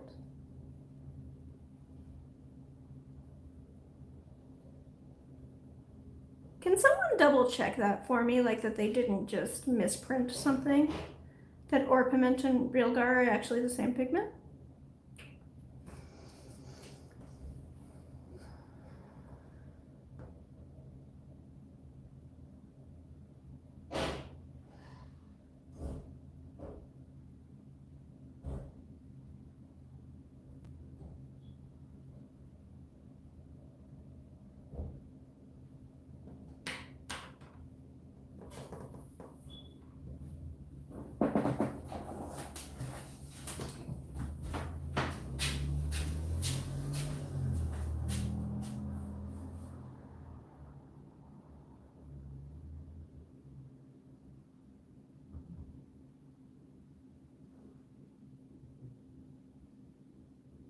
Realgar is not light fast. Oh, okay. Well, good to know. They're both arsenic. Yeah, so I've got them both as PY39 arsenic trisulfide. Okay, cool. Nice to know. So they're just two versions of the same pigment. Okay, well, I think that's enough arsenic for today. Trying to think if there's anything else that I want to swatch. I think that's it. So then the last thing that I wanted to do today, so I wanted to get out this painting. So over on my Patreon, I do, well, they're supposed to be monthly. Arsenic trisulfide just sounds awesome. Nom nom nom, yummy yummy yummy. Cinnabar next. They do make Cinnabar, but I didn't buy it because it was expensive. It was more expensive, and I would have to pay extra shipping, I believe.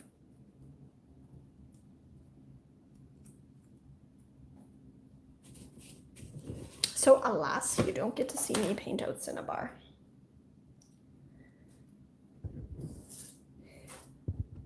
There are other places to get Cinnabar if you want Cinnabar, but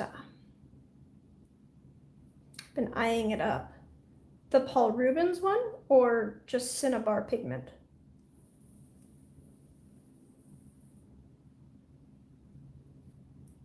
Okay, Dan, wear a mask when you mull the Cinnabar. Wear gloves. Don't eat it.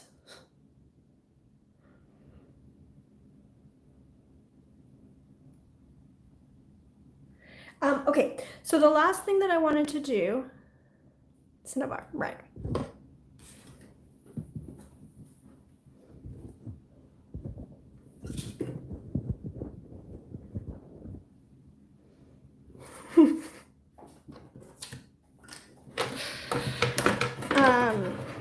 Yeah, so over on my Patreon, I do, well, they're supposed to be monthly streams. I've been kind of bad about them, to be entirely honest, but I have monthly streams over on my Patreon in which I do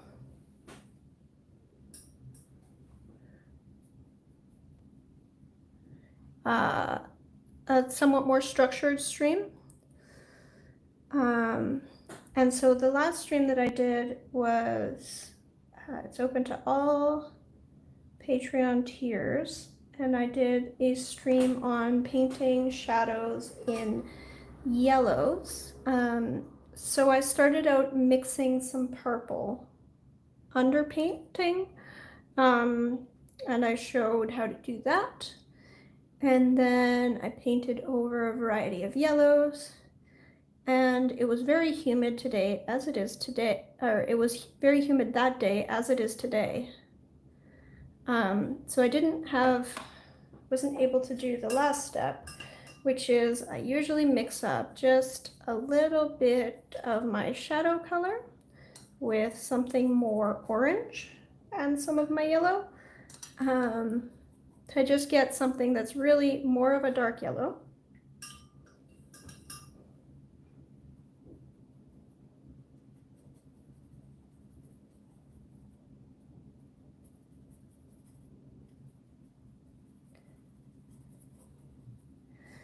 And I use that to go over in the shadow areas and make sure that they come out looking actually yellow rather than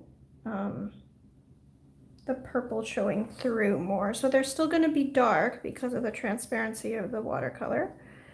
And the fact that there is, in fact, some purple still mixed into here. But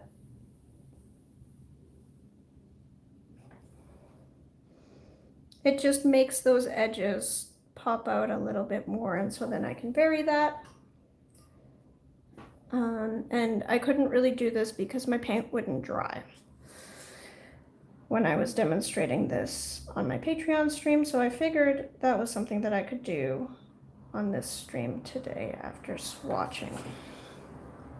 So I'm just going to go over, I actually started doing that after the stream and was just going to post the picture, but then I realized that I could just do this on stream.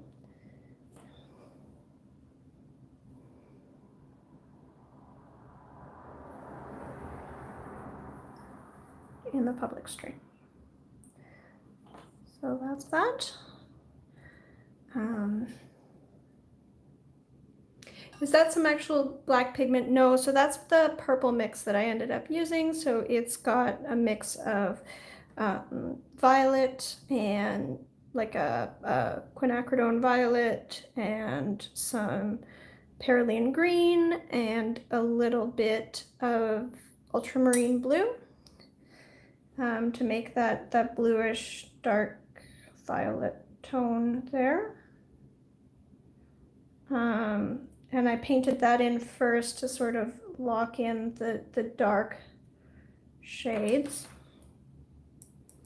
And I want to get in some more orangey tones. Just, I want it to be a little, you know, I don't want any part of this to look really dull, so I'm trying to add in some bright colors even in the shadows, just because with yellow flowers often you want them to look really happy and bright and cheerful.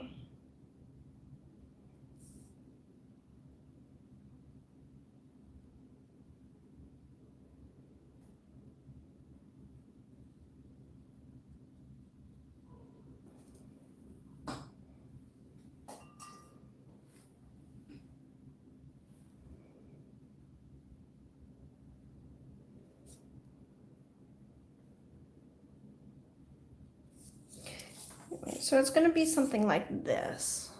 I'm just going over the edges just a little more.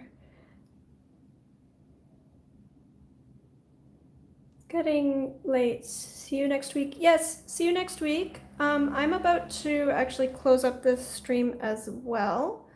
Been here for just over 2 hours, which is sort of perfect stream length, I think. Thank you everyone for joining.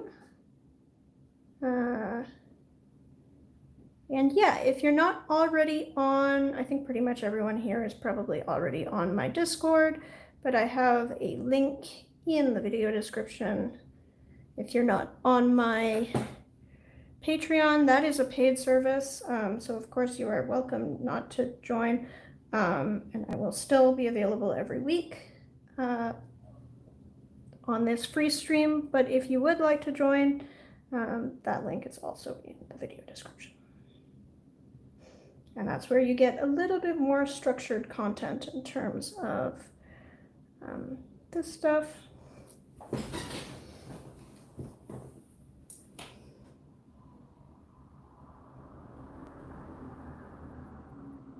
Live chat. Yeah, bye everyone. Thank you so much. Does anyone have any questions about the flower or swatches or like any other requests. I mean, I'm not in a huge rush. That's about all I had planned for today. Lee's Discord. Thanks, Alex.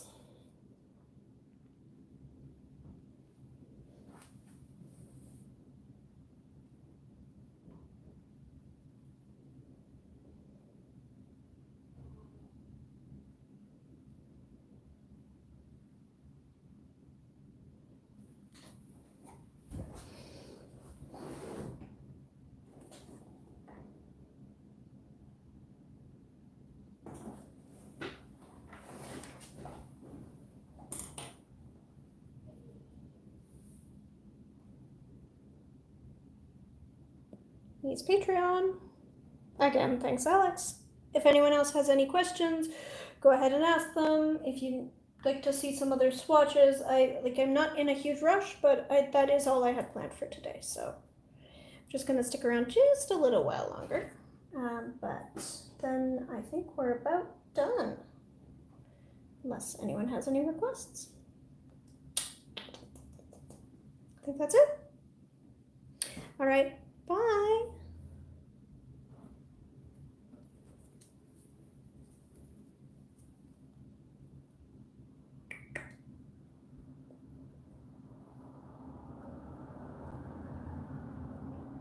Could you put up a picture of swatches on Discord? Yes, absolutely. I will put up a picture of the swatches on Discord. They're lovely. Yes, I'll make sure to take a picture of the swatches.